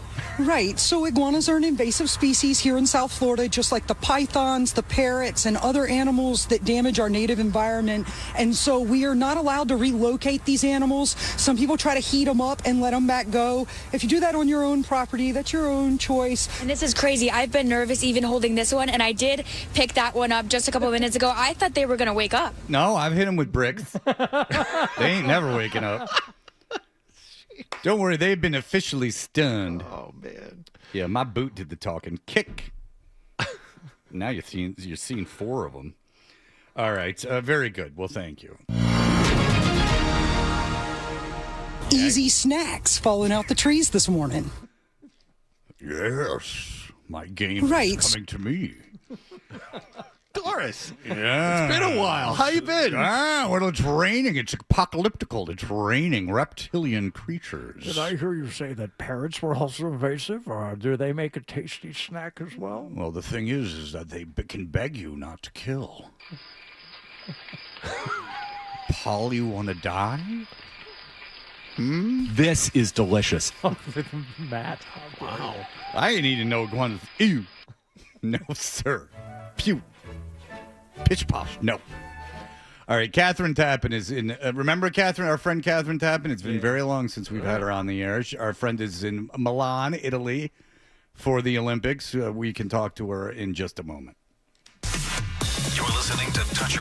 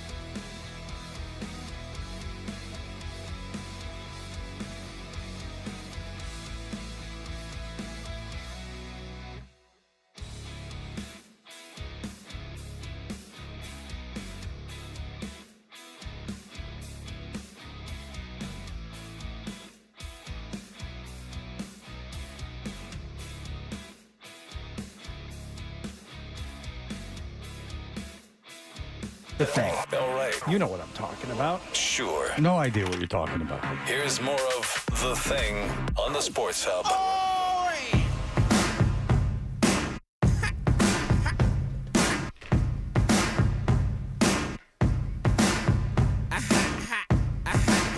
We are Toucher and Hardy. Oh, Catherine Tappan, our old friend Catherine Tappan, is covering the Olympics in Milan for NBC Sports. A very fashionable town, Milan. The runways of Milan was where the newest styles appear when it's the season, which it's not now. Or maybe it is. When is the Catherine, season? Oh, you don't worry about it, John. Oh, you don't sorry. have to know about these things. Catherine Tappan, hello. Hello, guys. Good to be with you. It's nice to talk to you, and congratulations on the national exposure that you're getting right now. Well, thank you. I appreciate it. Yeah, it's been great over here. I heard you guys talking about the fashion. I mean, it's definitely got a vibe in this city, and everyone was thrilled to be here when, this is my 7th Olympic Games, and the last couple have been overseas on the other side of the pond over in Asia and that part of the woods. So it was a little bit different that we had the opportunity to come to a place where everybody really wanted to see and enjoy. And so I think NBC's done a good job spotlighting Milan as well, with the grotto in the background of all the primetime shows. So it's been nice. Beautiful backdrop. So this is better than Russia, you're saying? You're going so far as to say it was better than the Russian situation? I didn't single out specifically which of the 7 was a different one, but I just remember when we had you on from Russia, and we're like, what can you do? And you're like, I can walk on this, I can walk this length of land. That's right. There were snipers in the I can't hills. believe you remember that. Yeah, there were. They were everywhere. That's funny.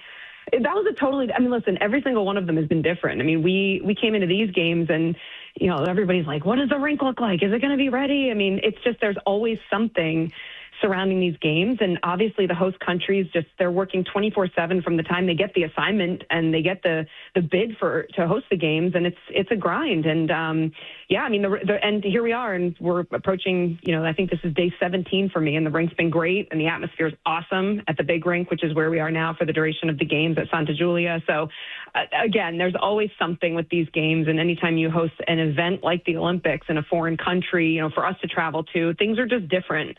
And they are in every single country we go to. Yeah, and you get like weirdos like that guy that talked about how he cheated on his girlfriend. Did you see that? Did you guys see that? Yeah. Yes, I did see that. So that was wild. Has anything come of that? Has she forgiven him? We need a follow-up on this, Catherine. I know. I hate to tell you, but that's not my beat over here. So unfortunately, I haven't been covering that story. Oh, maybe your 8th Olympics that can happen. That's right. That might be a feature I do when I get home. No, it's funny the stories that start to populate when you're over here. And of course, we get off the air and we travel in our car back to the hotel, which is a good 40 minutes. So I always start reading the news then, and I'm sitting with Kenny Albert and Eddie Olczyk, and they're like, wait, what happened? I said, you got to see this guy's interview. And it's amazing between that and the ski jumper situation and everything else going where the guy on. threw a fit. I actually saw that live, and I'm like, I didn't have the sound on, and I'm like, why is this guy laying in the snow? And even during the celebration of the other skiers, he refused to pick himself up from the snow. Right, Catherine? Like this guy, it was like a jumper, right? And then what was it? It was the Alpine thing. Whatever it was, you tell the story. What happened? No. I was talking about a different story that I think is for a different network. We'll just go past. Let's talk about hockey. How about that? Very good. Fair enough. All right. We just saw Switzerland. They beat Italy, and then what was the other game, Jonathan? France and Germany. France and Germany, and I think Germany won that game. Yes, 4-1, I believe. All right. So the big story is that the U.S. Will probably have to play Sweden in their first elimination game. So how does that add up to people? Yeah, well, I think, Team USA, they'll be watching that game. We actually have that game tonight, the Latvia-Sweden game, and they played Latvia. And, obviously Latvia is a good team, but I think Sweden's going to come out on top. And the issue with Sweden is, there's a ton of NHL star power on that team, not as much as the Americans. The Americans have a full roster of NHL players, as we know, but, Sweden has talent, and those guys are dangerous offensively. They've got great goaltending.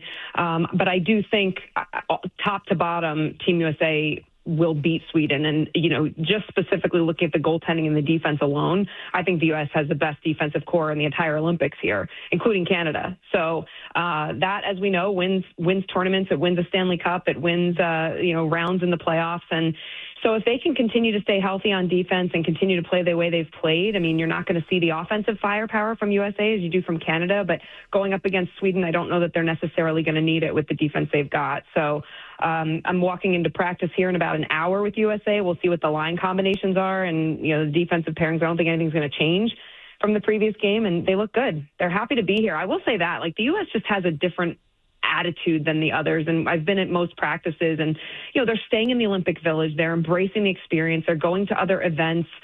They're cheering on the women's team, who is just a different level of dominance at these games. But they didn't care. They weren't trying to, leave the Olympic Village and go somewhere else. I mean, Tage Thompson, 6'7", he's sleeping on basically a bed that's half his size. But they're coming to the rink with this joyous energy, and they're playing well, and their practices are extremely up tempo. So I just like the whole vibe that the Americans have brought to these games. Just real quick, you mentioned the women's team, and we were talking about that, and John went over the Olympic finals. Since the 1998, yeah, it's always been Canada and the USA every single Olympics. Yeah, someone who covers this stuff, what's the deal with that? Why are they so far ahead of the other countries in women's hockey? Well, it's with the exception of one. I think there's only been one other time of those tournaments that another team has vied for gold besides the U.S. and Canada, and I believe it was Sweden. I think in 2006 they upset the Americans in that game. So, I think that the reason is just the infrastructure in North America for girls to play hockey. And I mean, you guys see it firsthand in New England. It's unbelievable. I see it with my godchildren down in New Jersey. I mean, just up and down, out west, you name it. And I think a lot of it has to do with just the grassroots programs that are in the communities, that are in the schools, and young girls are getting on skates much earlier, and they're developing at the NCAA level. And now you have the PWHL, which is, you ask every player here at the Olympics, and they say it's absolutely elevated women's hockey in North America. And I think you will start to see it grow more and more, and those grassroots programs in the European nations. I mean, Sweden has a really good team, and we've seen, Italy played the Americans very hard the other night. So I think you'll see a little bit of a narrowing gap in women's hockey on the international level as the years go on. But right now, I mean, these women play year-round. They have the opportunity to do that. The NCAA programs are outstanding, leading right into the PWHL. They can get paid now into their mid-30s, which was never the case for women's hockey. So the more and more that happens, you'll see players that are of elite level from other nations come over, play in the PWHL, and then go back and represent their countries on the international stage, whether it's World Championships or Olympics. So, again, I think you'll see the gap narrow, not in the near future, like maybe in the next 2 games, but I think it'll continue to grow. And women's hockey is just so hot right now, and I'm happy about that because they deserve the opportunity to play long into their careers. Do the women playing for the U.S. team right now, have they had a chance to play with each other in one form or another? Not the entire squad, of course, more so than the men, because it seems like the men's players maybe get pulled in more directions as they're developing, going through juniors and college and everything. So, and I think that's true for the international teams too. Like maybe the teams from Sweden and Finland, they've played together as this group at some point before, whereas the U.S. men, this may be the first time this group has been together. Some of these guys have never played with each other before. Yeah, that's 100% right. I mean, these women just played in a tournament in December against Canada and blew them out of the water. So they've played together this particular assembly of groups coached by John Wroblewski. They've been together in different situations leading up to these games. They had a training camp last year. So they definitely are, a little bit more acclimated to playing with one another than the NHL players who, with the exception of a couple guys that might be on the same team, you got two, JT Miller and Vinny Trocheck. Okay, that's two guys that are on the Rangers, and two members of the Minnesota Wild with Brock Faber and Quinn Hughes. But they're not. The whole team is not assembled at any given point throughout the course of the year. They can't. They've got an NHL schedule to yield to. So that's been an interesting storyline throughout the games. But one thing. When I asked Jack Hughes, I don't know if you guys remember that crazy tic-tac-toe play that he got the puck to Brock Wilson and he scored. I think it was game number 2. It was absolutely ridiculous. It was fast. It was a beautiful setup. And after the game, I had Jack and I said, take me, were you as like impressed with the way that play evolved? And he just laughed and he goes, it was so much faster than I ever could have imagined. But he goes, I have to go back and watch the tape. I'm playing with guys that across the lineup are the best on their team.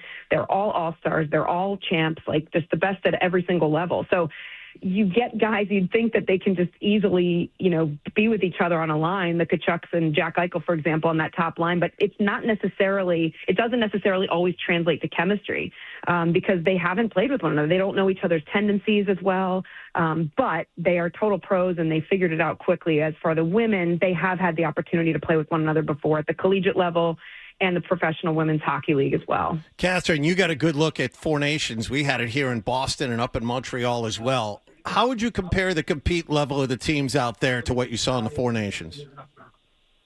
Well, I mean, I definitely think the compete level is the same. I think that the appetite to absolutely destroy each other is still there. I mean, when you think about USA and Canada in that final game, I mean, that's exactly what's driving the Americans right now. But there's a big difference between the two. The Four Nations was a very quick tournament. It was in cities they were familiar with. It was with NHL fan bases. It was with, they're staying at the Four Seasons or Ritz-Carlton, wherever they stay, and it's comfortable, the similar meals. This is totally different. Their routine is completely different. They had to fly across, different time zones to get here to Italy. They had to acclimate to the Olympic Village, the dining, just the whole pomp and circumstance of the Olympics and running into people in the Olympic Village that, you're starstruck by. You've got Snoop walking around. You got Jason Kelsey walking around. I mean, it's a totally different experience. Jason Kelsey. Maybe a different person. I think it's a big deal. Hey. Please, Catherine, you're better than that. Go ahead. What I'll say is that just all the distractions around them at the Olympics is very different than it was for the Four Nations. So, the compete level's the same, but again, I think you're not adding in the other factors that come with being at an Olympics and all that comes with it. And it's a longer tournament. It's sleeping in beds you're uncomfortable with. You get a roommate. It's very, very different. That being said, all of them have bought in. They've all said, from Canada to Sweden to the United States, that they're soaking in the experience, but they're also focused on winning a gold medal.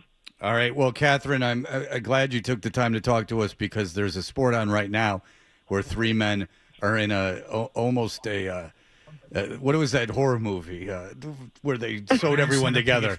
Human centipede. They're almost a human centipede. It's a speed skating situation. It's called Pursuit, Fred. Yes. It's called Speed Skating Pursuit. Well, Catherine, thank you for prying yourself away from the pursuit to talk to us. Oh, you got it, guys. Anytime. Enjoy the games. All right. Catherine Tappan out there in Milan for NBC Sports. Thank you, Catherine.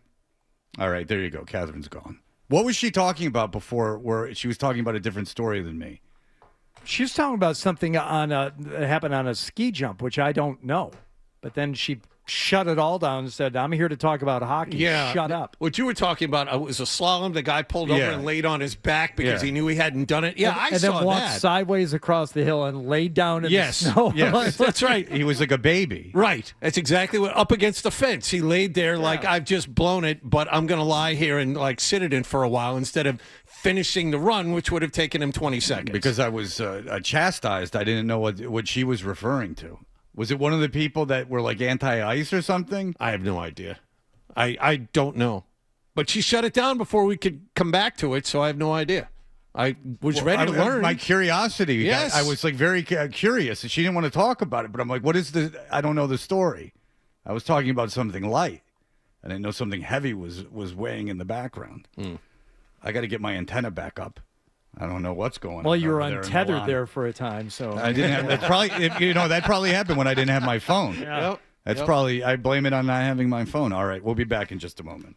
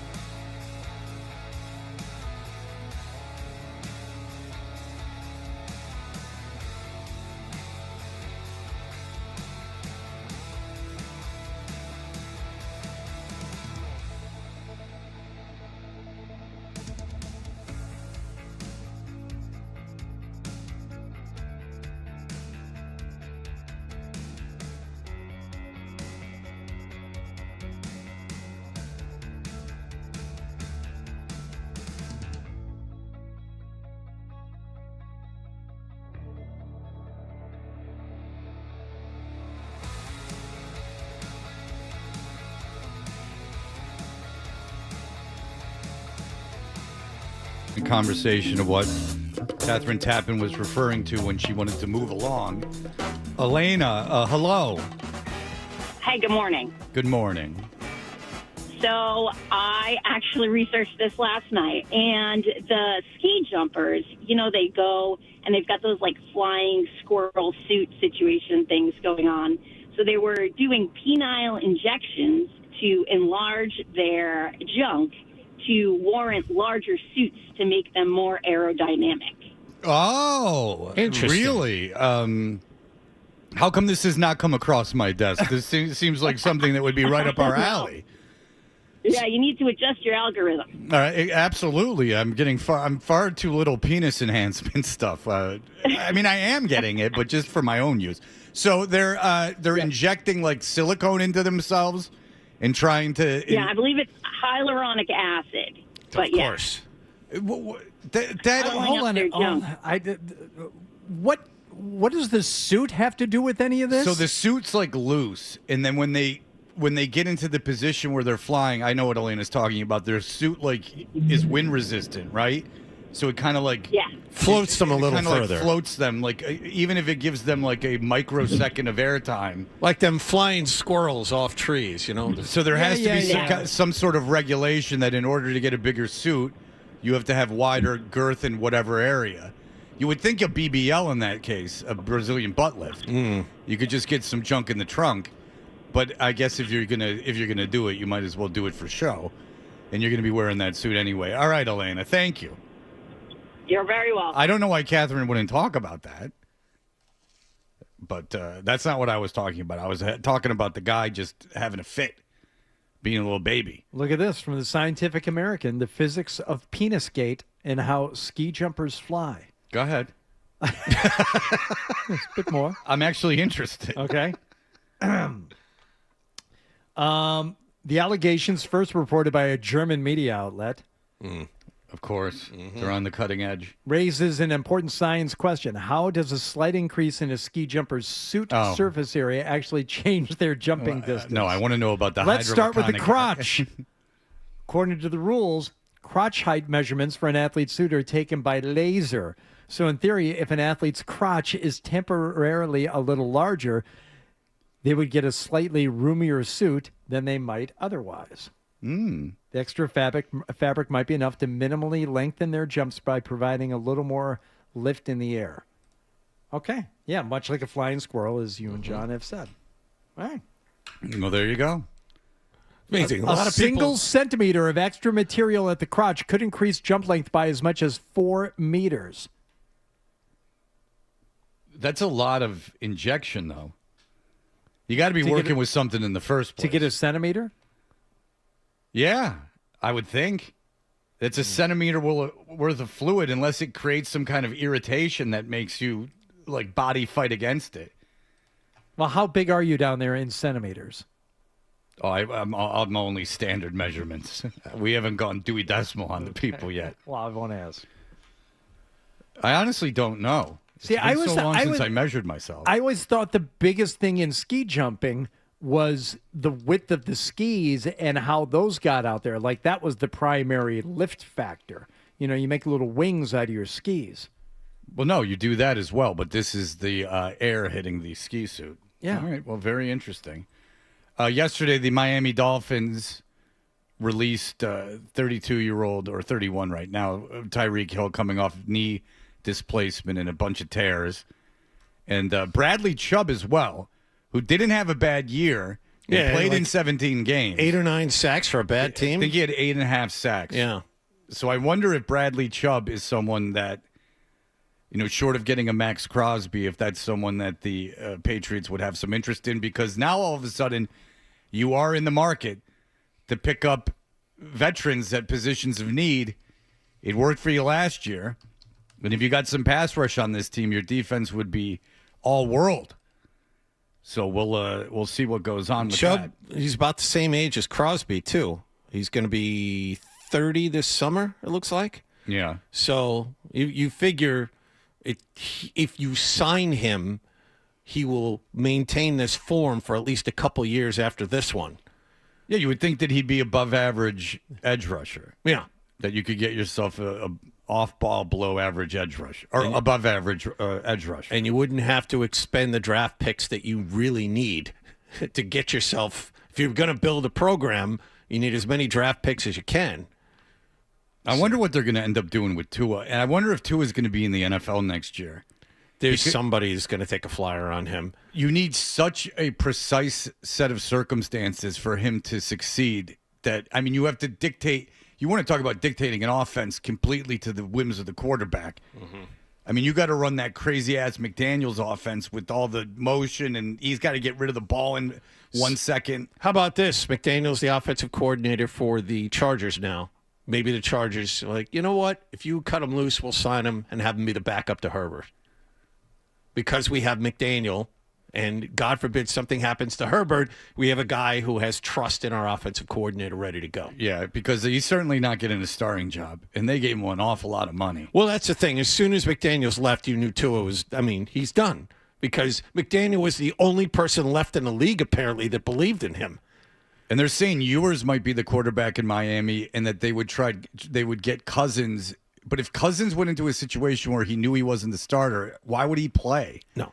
I think Cousins, now that he's free to sign wherever he wants, isn't going to go anywhere to be a backup. Or unless that's all that's available to him. Which it won't be because, like we talked about, there's certainly 8 teams that need quarterbacks, and there's up to 12 if you want to count teams like Minnesota. You know, there are teams that could have a competition at quarterback. And then you throw in Arizona if they trade Kyler Murray. I think it's a win at this point. They're saying you could get Kyler Murray for a 4th-round pick. 4th round, Kyler Murray and a 6th for a 4. Jets do that? They can certainly absorb that salary cap hit, but he's got 2 years left on it. They don't have literally anyone to play quarterback. So, the Jets. You would think that would be the team. They have 2 picks in the 1st and 2nd round. They have at least 1 4th-round pick. You can absorb the cap hit. It doesn't really affect the way that you'd have to do business. How many first-round picks do the Jets have next season? Not this season, next season. Is it 3? 3. 3. Okay. So in theory, if the Jets are poor again, and the odds are they will be, then you have the deep quarterback draft. You can draft your guy next year. Right. Well, you just need someone to literally play the position. That's when you know you're a good franchise. When at the most important position in sports, you just need a body to play the position, to not get you fired. Which would require winning 6 games. 6-11, you keep your job. 6-11, you walk away with a job. Short an impulse fire, you walk away with the job. 6-11. You just need someone to distribute with a last place schedule. But you know their last place schedule is going to turn into a first place schedule. That there's going to be some miraculous Patriots-like team that they're supposed to play in a garbage game, and it turns out to be like a team that ends up winning 14 games. Well, it sounds to me like that would be the Jets' luck. That's the way it's gone for a long time. Ineptitude and a curse or something. It's a real problem over there. All right, there have been several unfortunate deaths. One of them made me think of Hardy because I know he's a big fan. But we will play our favorite game, Dead or Alive, coming up in just a moment. You're listening to...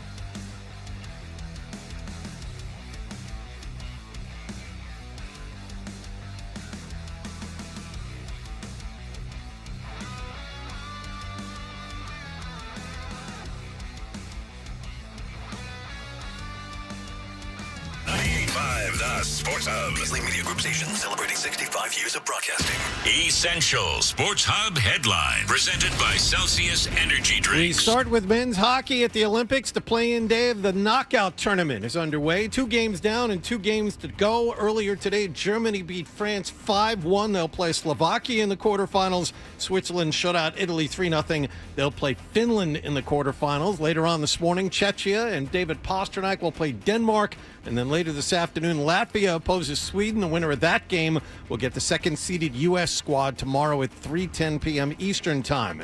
As for the women, the U.S. beat Sweden yesterday 5-0. They play Canada in the gold medal game tomorrow. Yesterday, moving day for the Miami Dolphins.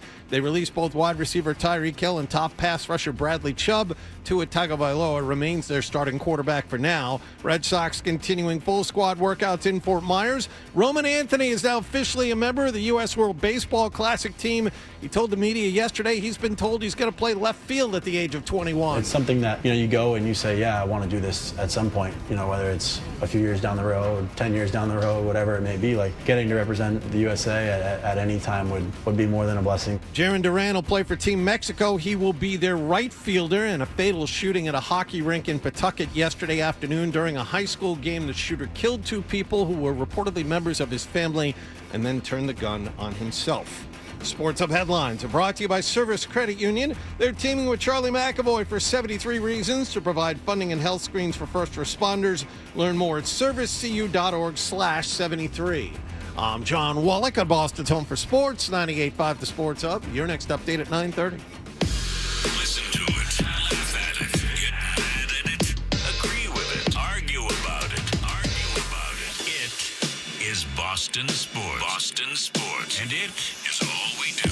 98.5 The Sports Hub. And now, back to Toucher and Hardy on the Sports Hub. Oh, L7. Too heavy. One of the ladies pulled out her tampon and threw it in the crowd. That's right. More than once. Gross. Hey, we are Toucher and Hardy. You can watch us on YouTube. Subscribe to 98.5 The Sports Hub on YouTube. And watch all the fun. Unfortunately, the world lost 2 great men yesterday. Reverend Jesse Jackson passed away, and Robert Duvall passed away. Jesse Jackson was 84. Robert Duvall was 95. When Robert Duvall died, I thought of you, Hardy, because are you a big Robert Duvall fan, if I'm not mistaken? I do. Yeah, I was talking to my wife last night, and she said something about it, and like something along the same lines, like, "What movie do you like with him?" I'm like, "Any movie. Any movie with Robert Duvall is better with him in it. He makes Days of Thunder watchable for portions of it. I mean, obviously, The Godfather's a movie that you and I both like, Fred, The Apostle. Talk about a subject matter that I care nothing about, and it's a fantastic movie. But go back and watch Tender Mercies. Like, that thing is just... it's so slow, and it's like so quiet, and it's like not a whole lot happens, but just watching him. And of course, his first film role was that of what character from To Kill a Mockingbird? John? Boo Radley. Look at John Wallach deducing. Well, you put him up against Gene Hackman. Now, listen, Hackman did more roles, but this was what Mad Dog was doing yesterday. Sure. No, he didn't. Yeah. Well, if you put him up against did. Gene Hackman, Hackman, Great Santini, you won an Oscar for Great Santini, right? Right? Oh, he didn't. Nominated, though. Yeah. Now, that was Best Actor or Best Supporting Actor?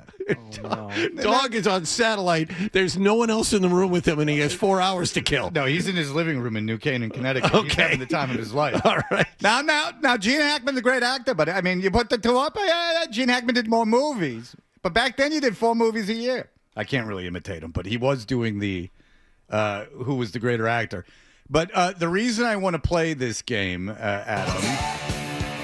Dead or Alive is not because of the people that have recently passed. It is because of someone who is still very much alive. New Edition played at the TD Garden, and I thought one of those things that's so ingrained in your head, obviously someone else is making a mistake. The news said Bobby Brown was performing, and I'm like, well, that's impossible. Bobby Brown has died. I mean, everyone knows Bobby Brown is dead. And then they showed video of it, and I'm like, there he is. And I had to be convinced. I'm like, is this AI? Because when Bobby Brown and Whitney Houston were holed up at the Palm in Atlanta on that big drug binge, they would hang out at the bar all day at the Palm, and the Palm had Willie Salucci, who would give anyone in media free drinks. Oh. So we hung out at the Palm all the time, which was kind of funny, like in sweatpants, hanging out at the bar at the Palm. And Bobby Brown and Whitney Houston would be in there. And Whitney Houston had an engagement ring that the diamond was literally the size of a golf ball. like quite literally. Like the size of a golf ball. Like it was the most ostentatious thing I've ever seen in my entire life. Poor Whitney. But, they were holed up in that hotel. They were very, very nice, like super nice. They wanted friends. They were hanging out at the bar at the Palm. They, wanted you to talk to them. I didn't, chum up with them, but they certainly were, wanted people around them. Like, it wasn't like they were like, get away. That was the only place apparently they went. They would smoke crack or whatever in the room. And then they would come down and drink at the bar and then go back up and smoke crack and dive back and forth. I rewatched The Bodyguard over the weekend. She fell in love with that Frank Farmer, but he couldn't love her and protect her at the same time. So at the end, they had to go their separate ways. Spoiler alert. Well, thanks. Took a bullet for her, though. Yeah, hell yeah. When Kevin Costner died, I was saving The Bodyguard for when Kevin Costner died. When I did my big Kevin Costner movie marathon. Watch. You could watch Kevin Costner and Robert Duvall together in Open Range. That's another good one. Too widespread. How about I like closed. How about Secondhand Lions? Bobby Duvall and Michael Caine, and the kid from, as my wife calls it, the movie I See Dead People. I say, do you mean Sixth Sense? She goes, whatever. I don't know. Tell me when he's that bar Blame scene. It on Rio. That bar scene was good with Michael Caine. Yeah. Michael Caine. See? All right. Wallach and I are going to get together and watch movies together. That would be fun. Yeah. Can't wait. Just if nothing else to keep me out of it. So You could be thick as Well, thieves. you would complain about stuff. This is stupid. Ugh. I go to every movie. I go to the movies with my daughter twice a month. I'm in that movie theater. I saw that, not with my daughter, but I saw that romantic tale that's out now. I can't even remember the name of it now. Wuthering Heights. Wuthering Heights. It was not one boob. I got news for you. Unfortunate. So on the heels of you not knowing that Bobby Brown was still alive, we have compiled a list of people, and it's a simple game of dead or alive. You just have to tell me if this person is dead or alive. I get it. We get it. We All have right. played this before. We have. Let's start with astronaut Buzz Aldrin. Oh, dead. Dead. And he got weird at the end, too. A buzzer for Buzz. He is alive at Whoa! the age of 94. Oh, yeah, because he's getting super weird. I know what you're talking about. Yeah, I thought he was dead, too. I don't even remember what it is, but I just know he's getting weird. Yeah. Like, They always go to him on the moon. Yeah, No, it's the people that say there was no moon landing are the ones that harass him, and he Right. punches them in the face. Like that's Yes. the thing that he's done. Maybe you're thinking of that. They go to Buzz every time. There was a Space Force thing for a while there, and Buzz was asked of his opinion. Didn't make a lot of sense. I just recall him remember. that he's gotten weird as he's gotten older, which I suppose when you have to share the adulation of being on the moon with someone else who trumps you and is always thought about before you, perhaps that left a scar in his mentality that could not be fixed. All right, go ahead. Let's go with a gentleman who I only know of his name from listening to Howard Stern, and that is Leslie West. Oh, he's died a long time The ago. lead singer of Mountain. Mountain. And the only reason I knew it is because of Howard Stern, too. He was you look at him, you know he's not living long. Big, fat man. I don't know. I'll go with No, Fred. he died like 30 years ago. I'll say dead. You know what, Fred? I'm giving you wrong because he only died 5 years ago. Oh. In 2020, at the When age was the of last time the age of 75. When was the last time Mountain produced any kind of? That was the best when. I only know it from tapes, but there was a time where Howard Stern couldn't get anyone to be a guest on his show, so you would have the Joey Ramones and Leslie West of the world You know, the Grandpa Al Every Lewis's week.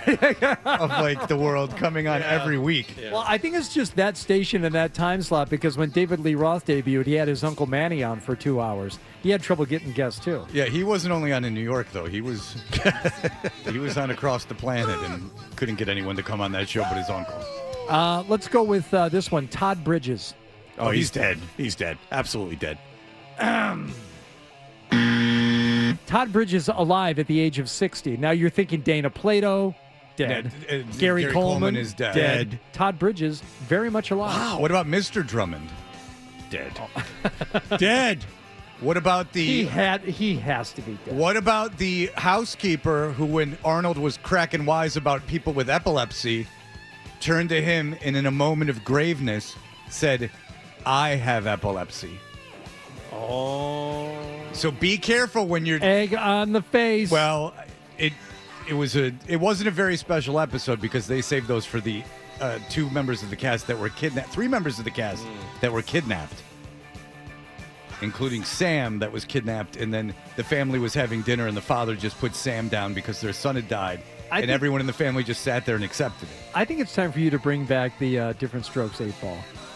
Listen, I can do it whenever you want. Yes. If only for the intro. This That's summer, all I care about. This summer, hold on to your I was hats. gonna say we got time to fill and time to kill. I can bring back the Different Strokes 8-ball. It predicts the future. Mr. Drummond Conrad Bain sadly passed away in 2013 at the age of 89. Yeah, he was no young man when he did Different Strokes. How about Louis Farrakhan? You know, Farrakhan's a prophet that I think you ought to listen to. What he can say to you. What you ought to do is Just follow for now. Power of the people say. I believe he has passed. He's dead. I don't know if you guys have gotten one right. Louis Farrakhan alive at the age Leslie of West. 92. You just said the wrong Yeah, one. right. You said the because wrong you one. said he died 30 years ago. How dare you? I mean, in fairness, Mountain weren't touring. So as soon as they started Yes, they touring, were, and Mike Reese saw them twice. Yes, he did. The year he died. Are they In Mississippi Woonsocket, Queen? Rhode Island. Are they Mississippi Queen? Yes. Okay. I don't think Mike Reese would go to see a band like Mountain. Oh, I think You'd be surprised. He's Can he rock? No, I'm with No. you, Hardy. They don't have enough hits. He wants hits. No, Reese I, does. Okay, would he go see Dawkins? Absolutely. Yes, he would. You think No. Reese would go see Dawkins? No. Yeah, absolutely. Sure They're he an would. 80s band. Well, if you invited him to go, he would go, but he's not going to go out on his own Yeah, on a that's game fair. day and go down to Connecticut to see Dawkins No, by but himself. that's You true. know He'd what? have to be invited. I'm I not agree getting. with that. I'm not sure that's true. Twisted Sister, he would go and see. Quiet Riot, he would go and see. Breaking the chains, I don't burning know like that- a flame. See, 12, I don't know if he'd go to either one of those on his own. Yeah, Air Supply, Starship, that's what he goes to by himself. Corey Hart, those are the Yeah, shows he that's goes fair. to. But I still think if Would he go see Rat? Ooh, Not that's on a his good own, no. question. I don't think he would go see Rat. Ooh, because that's right on the line. Rat there. were bigger than Motley Starship. Crue he would go to, I Yes. think. Yes. But not Rat. Yeah, you just go to see Vince. Yeah, of course. See Vince belt them out and see Nikki Sixx not play the bass. That's right. And Mick Mars not being in the band anymore. No, it's John Five, who's got that's right, yeah. who's got Knights in Satan's Service. He's got the largest collection of Kiss memorabilia of anyone in the world. He's Good open for to John museum. Five. He hung around long enough. Now he can just play with all these old bands that fire their guitar players. And I'm sure he's getting a very fair chunk Yes, of the of course, he's revenue getting from the paid very shows, well. considering that Mick Mars is suing them because he thinks he should still be paid even if they're touring without him. No. How about Barbara Walters? Dead or alive? Yeah, she's dead because I remember her dying. Absolutely in the tributes. dead. All right, you've easy. You're dead. Okay, that's right. Barbara Walters died in 2022. By at the way, age of 93. People are living very long lives. Mm-hmm. We are in a situation where people are. I fear for the Social Security system, to be honest with you. I have a feeling it will not be there when we retire. Maybe John. When John is forced into You early get the tail retirement. end of it. Yeah. You'll get some of that Social Security money. It seems like we're funding something that we're never going to see. How about someone that John lusted after in his, I would say probably in his 30s, Lonnie Anderson. Oh, Dead or Lonnie alive? Anderson She's is dead. died. She's dead. I think she died while this was a show because I remember saying how ridiculous it was that Lonnie Anderson, like anyone would say that the brunette was better looking on WKRP in Cincinnati, and that got people going because then people started sending pictures of Bailey. Oh, Bailey, right on. And like Bailey could tramp it up a little bit, like off air. Like they have pictures of her like in very skimpy outfits. Yeah, and I don't like her like that. But the way she dressed on the show, she was hot, totally hot. Lonnie Anderson had almost cotton candy hair. When did Lonnie Anderson die? I think a year ago. Oh, there you go. Well done. I remember anything Ron is dead. No, Lon is dead. I remember anything that gets like a wave of emails. And when I said you got to be out of your mind, like Lonnie Anderson was like this incredible. I remember just being a kid, and the first time I saw WKRP in Cincinnati and syndication, being like, oh my God, that was a very 80s hair. It was more her hair than anything else. Just lots of blonde hair all over the place. As a 7-year-old in 1982, Like a Barbie doll. Yeah, it was like a real life Barbie doll. Robert Wagner. Ooh, Robbie Wags. Bobby Wags. Bobby Wags. I'm going to say alive. What was he in a hotel or was he in? No, he's in Heart to Heart. Heart to Heart. That's sweet. Yeah. There's no way he's alive. I'm going to say alive. I've said dead on every single one so far. I'm saying alive. He had to be in his 50s unless it was like that smoking age when he was on Heart to Heart. Robert Wagner is alive. Yep. John. We're not doing that. He is 96 years old. Wow. Okay, so let's do the math. So 76 in 2000, right? No. 96, no. So he was 75 in 2000. He's 96 now? Yeah. Subtract 26 years, so he's 70. Oh, that's right. 70. My Yes. bad. So he was 70 in 2000. That means he was 50 when Heart to Heart was on. Robert Okay. Wagner was born in 1930 Yeah. in Detroit. So he was in Hardy's age when he was doing Heart to Heart, and he's still alive. Yes. It's kind of nice. Yeah. I can't imagine he's living much of a life, but listen. He was in his 50s when I was like a little boy. Yep. And he's still kicking around. When he leaves, that's when the old people when I was a little kid are all gone. And by the way, just very quickly, I guess the reason Maynard James Keenan is being nice now from Tool is the death of Ozzy Osbourne affected him and made him learn about the perilousness of life.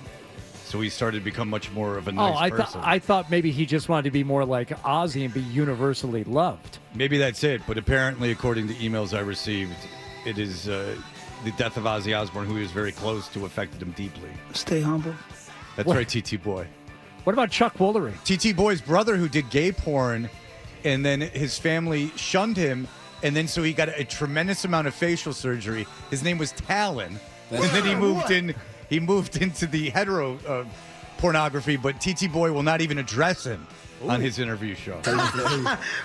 TT Boy, homophobic. Chuck Woolery, dead or alive? Dead. I remember him dying.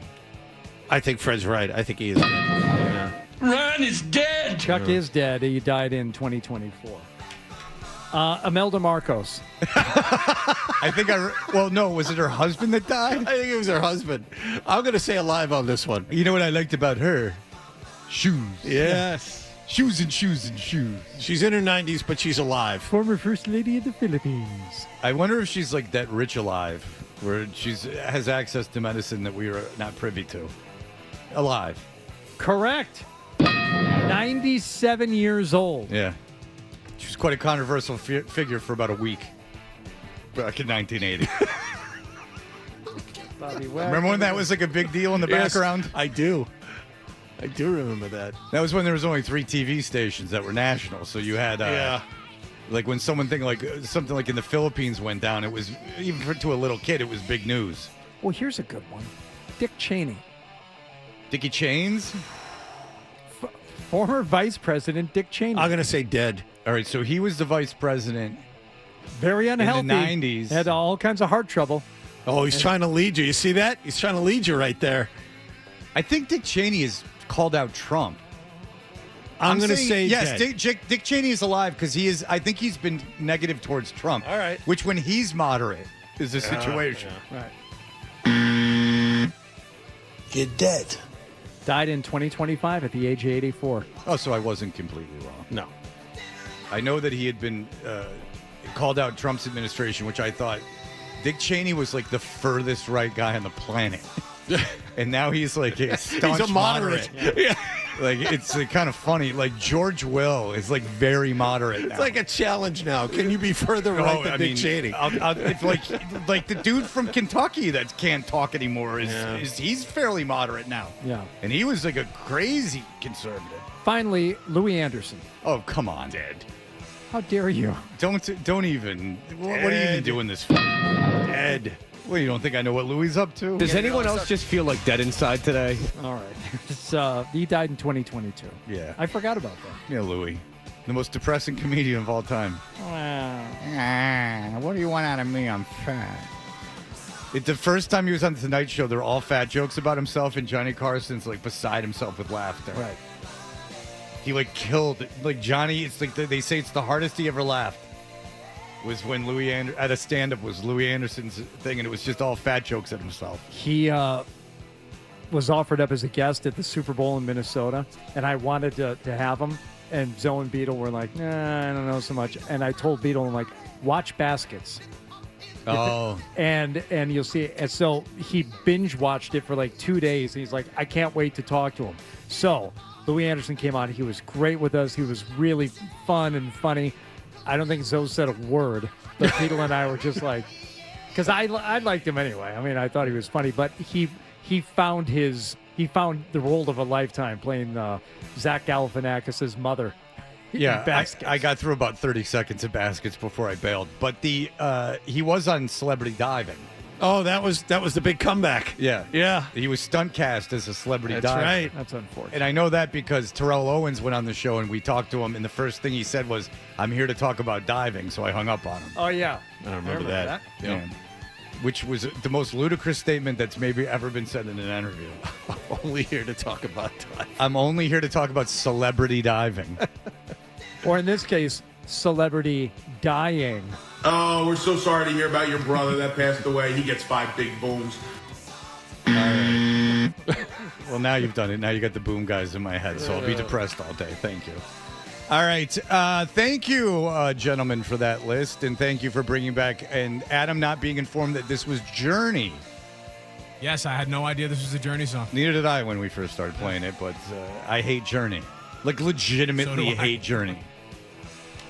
It's a band that it's not like the Grateful Dead where I challenge if people do like it, because I get that it's catchy, but like, woof. Like, the look of that band, like, I don't know how you thought that was cool at any point. There's so many bands and albums you could spend time listening to. Why would you choose Journey? Well, it's just they look so nerdy. Yeah. And like, not even in a like arty kind of way. They just looked like real nerds, like bland idiots that you Like, you know?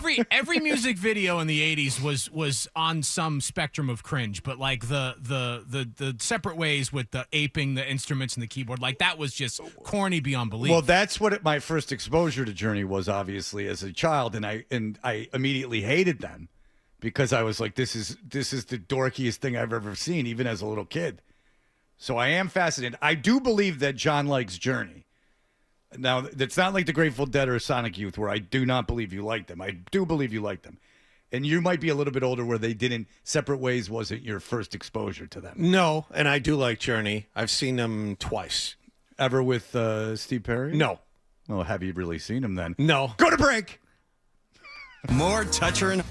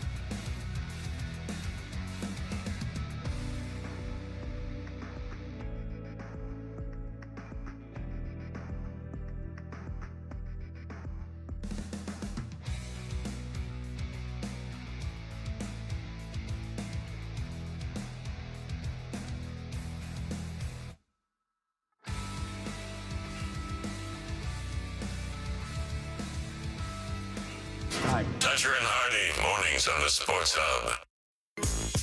You know, I got an idea for a bit. The email bit. We should do the email bit. It's a great idea. Let's do the email bit.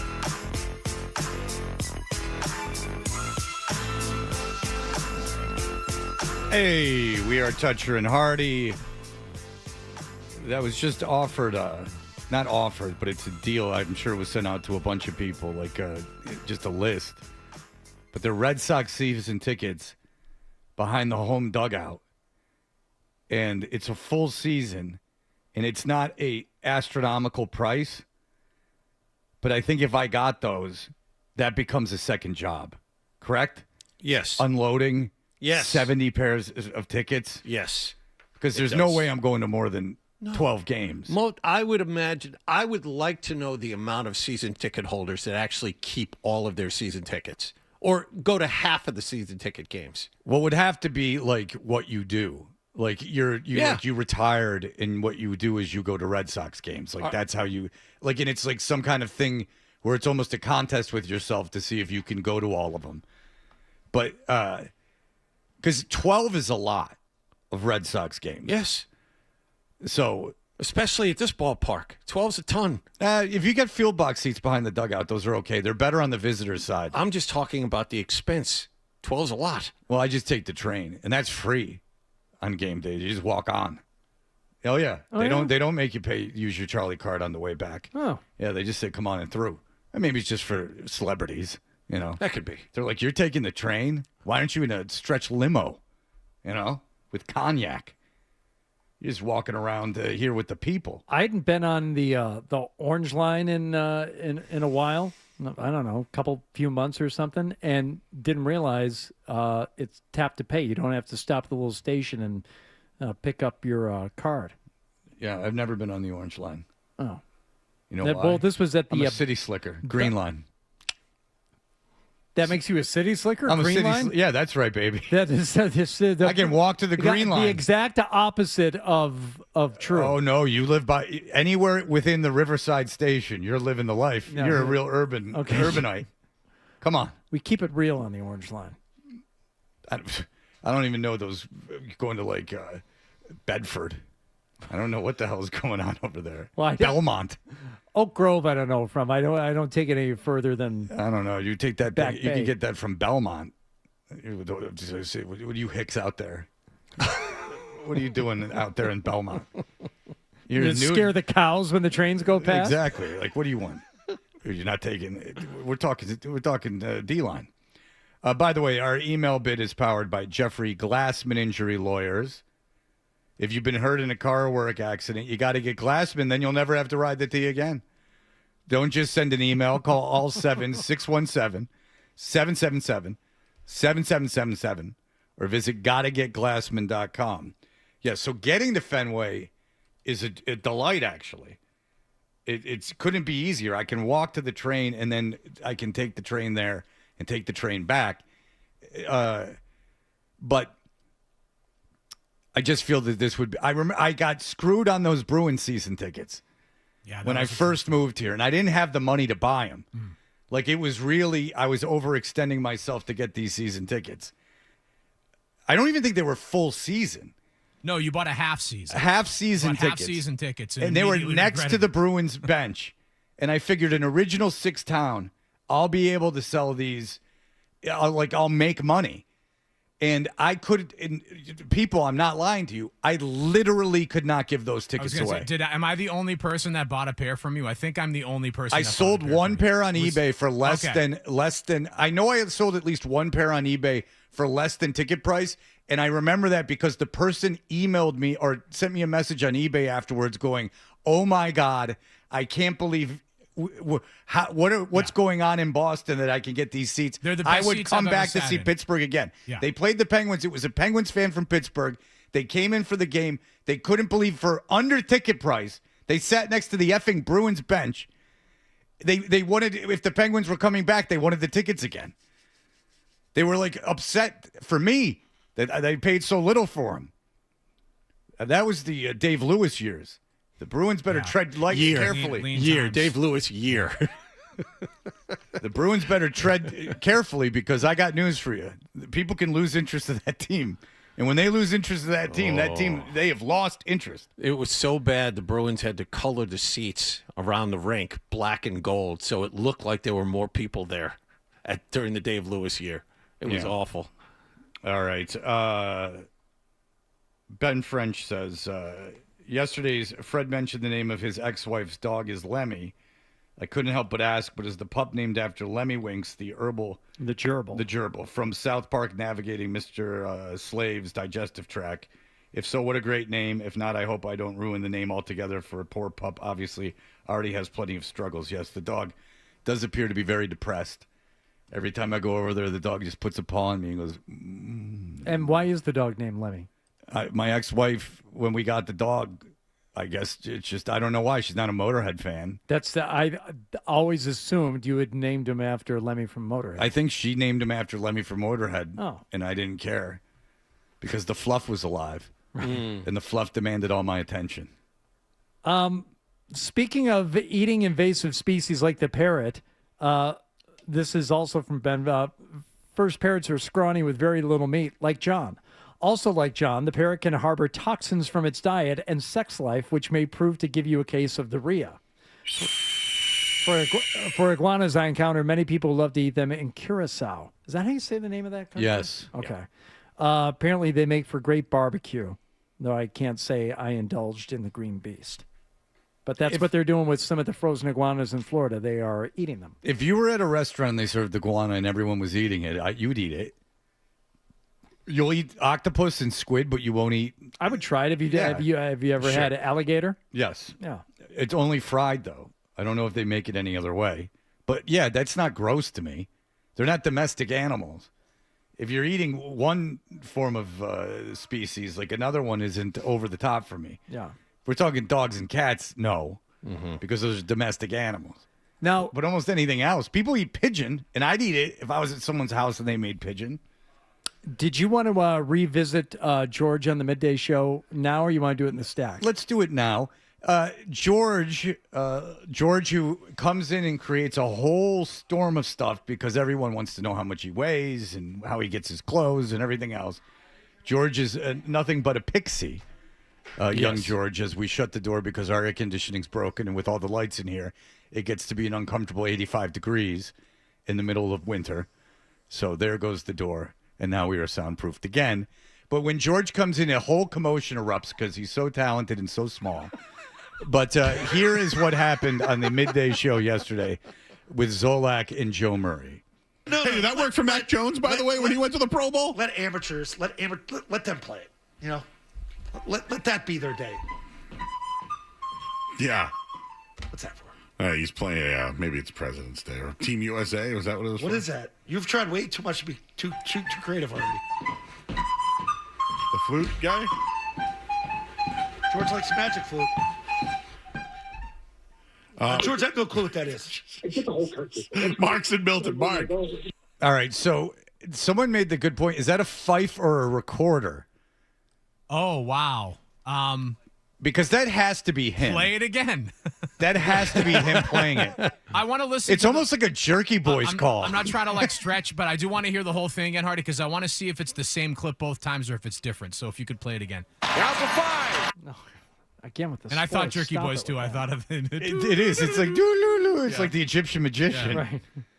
Eye, poison eye. I get him come out. Doo-loo-loo. Let that be their day.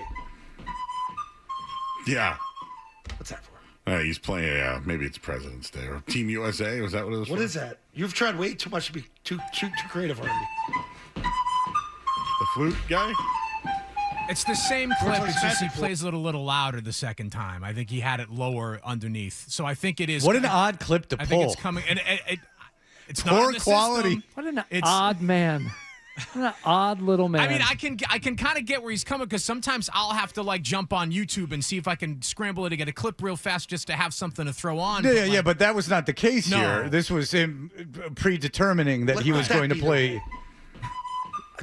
Yeah. Marching. What's that for? Just like chaos. Listen, that little guy, he can do anything he wants. The flute guy. I'm afraid if you play that, though, there's going to be like some kind of leprechaun march in here or something. God. Why are all the children at the Waltham schools now parading out of the schools? Now, Zoe got distracted by it. Joe kind of blew it off. If he had done that to you, we're just sitting here having a conversation about Drake May, as they were, and he played that. You would first be confused, but how angry would you get? Oh, I wouldn't get angry. I'd be like, "Thank you. This is the rest of the show. We're gonna dig deep into that mind and figure out where these Thursday and Friday. Yeah. I mean, if George played that, I would be so. I wouldn't be mad at all. I wouldn't. No, I wouldn't get mad. I know I wouldn't. That wouldn't bother me. I would just find it fascinating. I wouldn't be able to stop laughing because it's so random and dumb. Like I'd have to know, and then I'd talk to. And then what would piss me off, in fairness, because I can play the tape. What would happen is, I would want to know what was going on, but he would not give a straight answer, and he would be like, "I'm the people's champ." Yeah. All this nonsense that's so confusing. So I am a champion of the people. Like, so George give a shout out. I think shout out to Sarge. I think that and I've said to you, George is the strangest person. Guy? Because the unpredictability and the randomness of his whole persona is just confusing. It's just something that travels with me, yes. And I know like real psychos, but at least I know they're a psycho, right? Like George doesn't know. No, George is confusing. Yeah. It's all like a work, but I don't get it. You know? Like Sarge, I got what he was doing. For life. He was Sarge, yeah. Right. I'm Sarge. Like I knew what he was going for. Like Sergeant Slaughter. So, Sarge here. No idea what George is doing. That brain is going in a million. Someone can tap into that brilliance. Maybe just put the microphone up to his forehead, and this is. Let that be their day. There's like birds. Yeah. Just going around. Yeah, he's playing. All right. We'll be back in just a moment. Here are the headlines.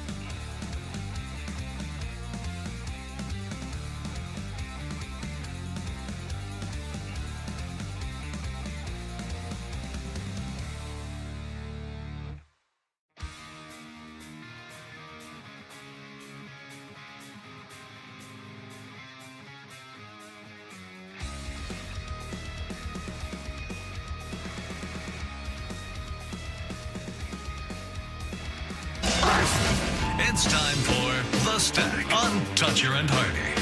Hey, we are Toucher and Hardy. The Stack is brought to you by New England's largest Volkswagen dealer group, Colonial VW, located in Medford, Wellesley, and Westboro. Come see the amazing finance and lease offers happening every day at colonialvw.com. Yes, you can have it all at Colonial. Every once in a while, put that in your pipe and smoke it. Yeah, Ryan Beaton will throw something into Slack with no context or anything, and it impresses me, as this one did, Ryan. He just threw this tweet in there without any explanation, and it took some time to figure out where this came from and what it meant. But it's just some random guy on Twitter, 71 followers. I don't even know how Ryan found it. But this guy just tweeted out a classic this or that, which we used to do on Zolak and Bertrand all the time, right? Mm-hmm. This guy just put out into the ether, Jelly Roll concert or Savannah Banana baseball game. No friends or phone, completely sober.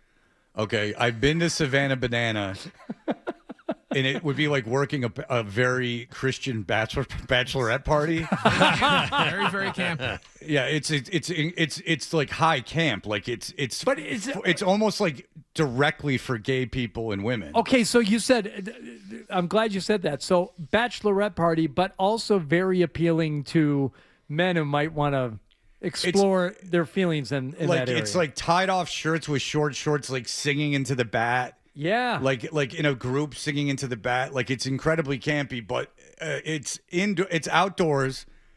It's in the summer, and there is the premise of baseball, and they do cool stuff like flips and catch the ball and stuff. So it would be Savannah Bananas a million times over a Jelly Roll concert. A trillion times over a Jelly Roll concert.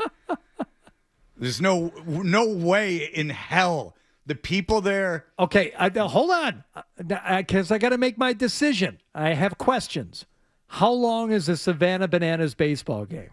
Hour 45. Yeah, it's time. They cut it to a certain length. Because a Jelly Roll concert, there's no way it can't be more than 90 minutes, can it? I don't know.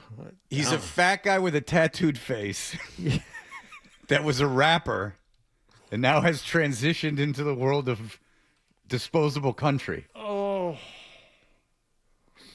Sober. Okay. Well, but that's every day. No, so. I know, but I'm saying that like you can't. It's not like one of these things that you can like power it's kind through of a push. We're No, looking at his no, set I've list made my between decision. 90 and 90. No, you're saying the length of it. 90 minutes and 2 hours is the length. I've made my decision. I'm not happy about it, but I'm going to the Savannah Bananas because at least there is something to watch. It's a show.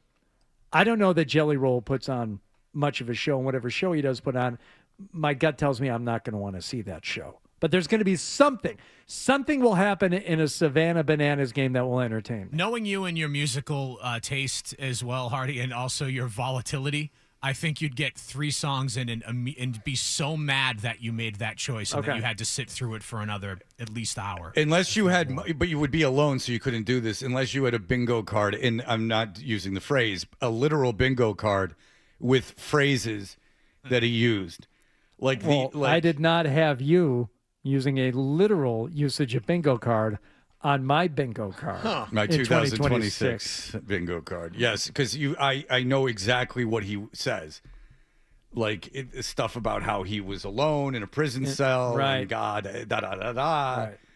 And now he's married to the lady that was a stripper and a hooker. I'm looking at a Jelly Roll set list. 14 songs total. Yeah, How many of them are his? Yeah, that's a good question. I'll say 9.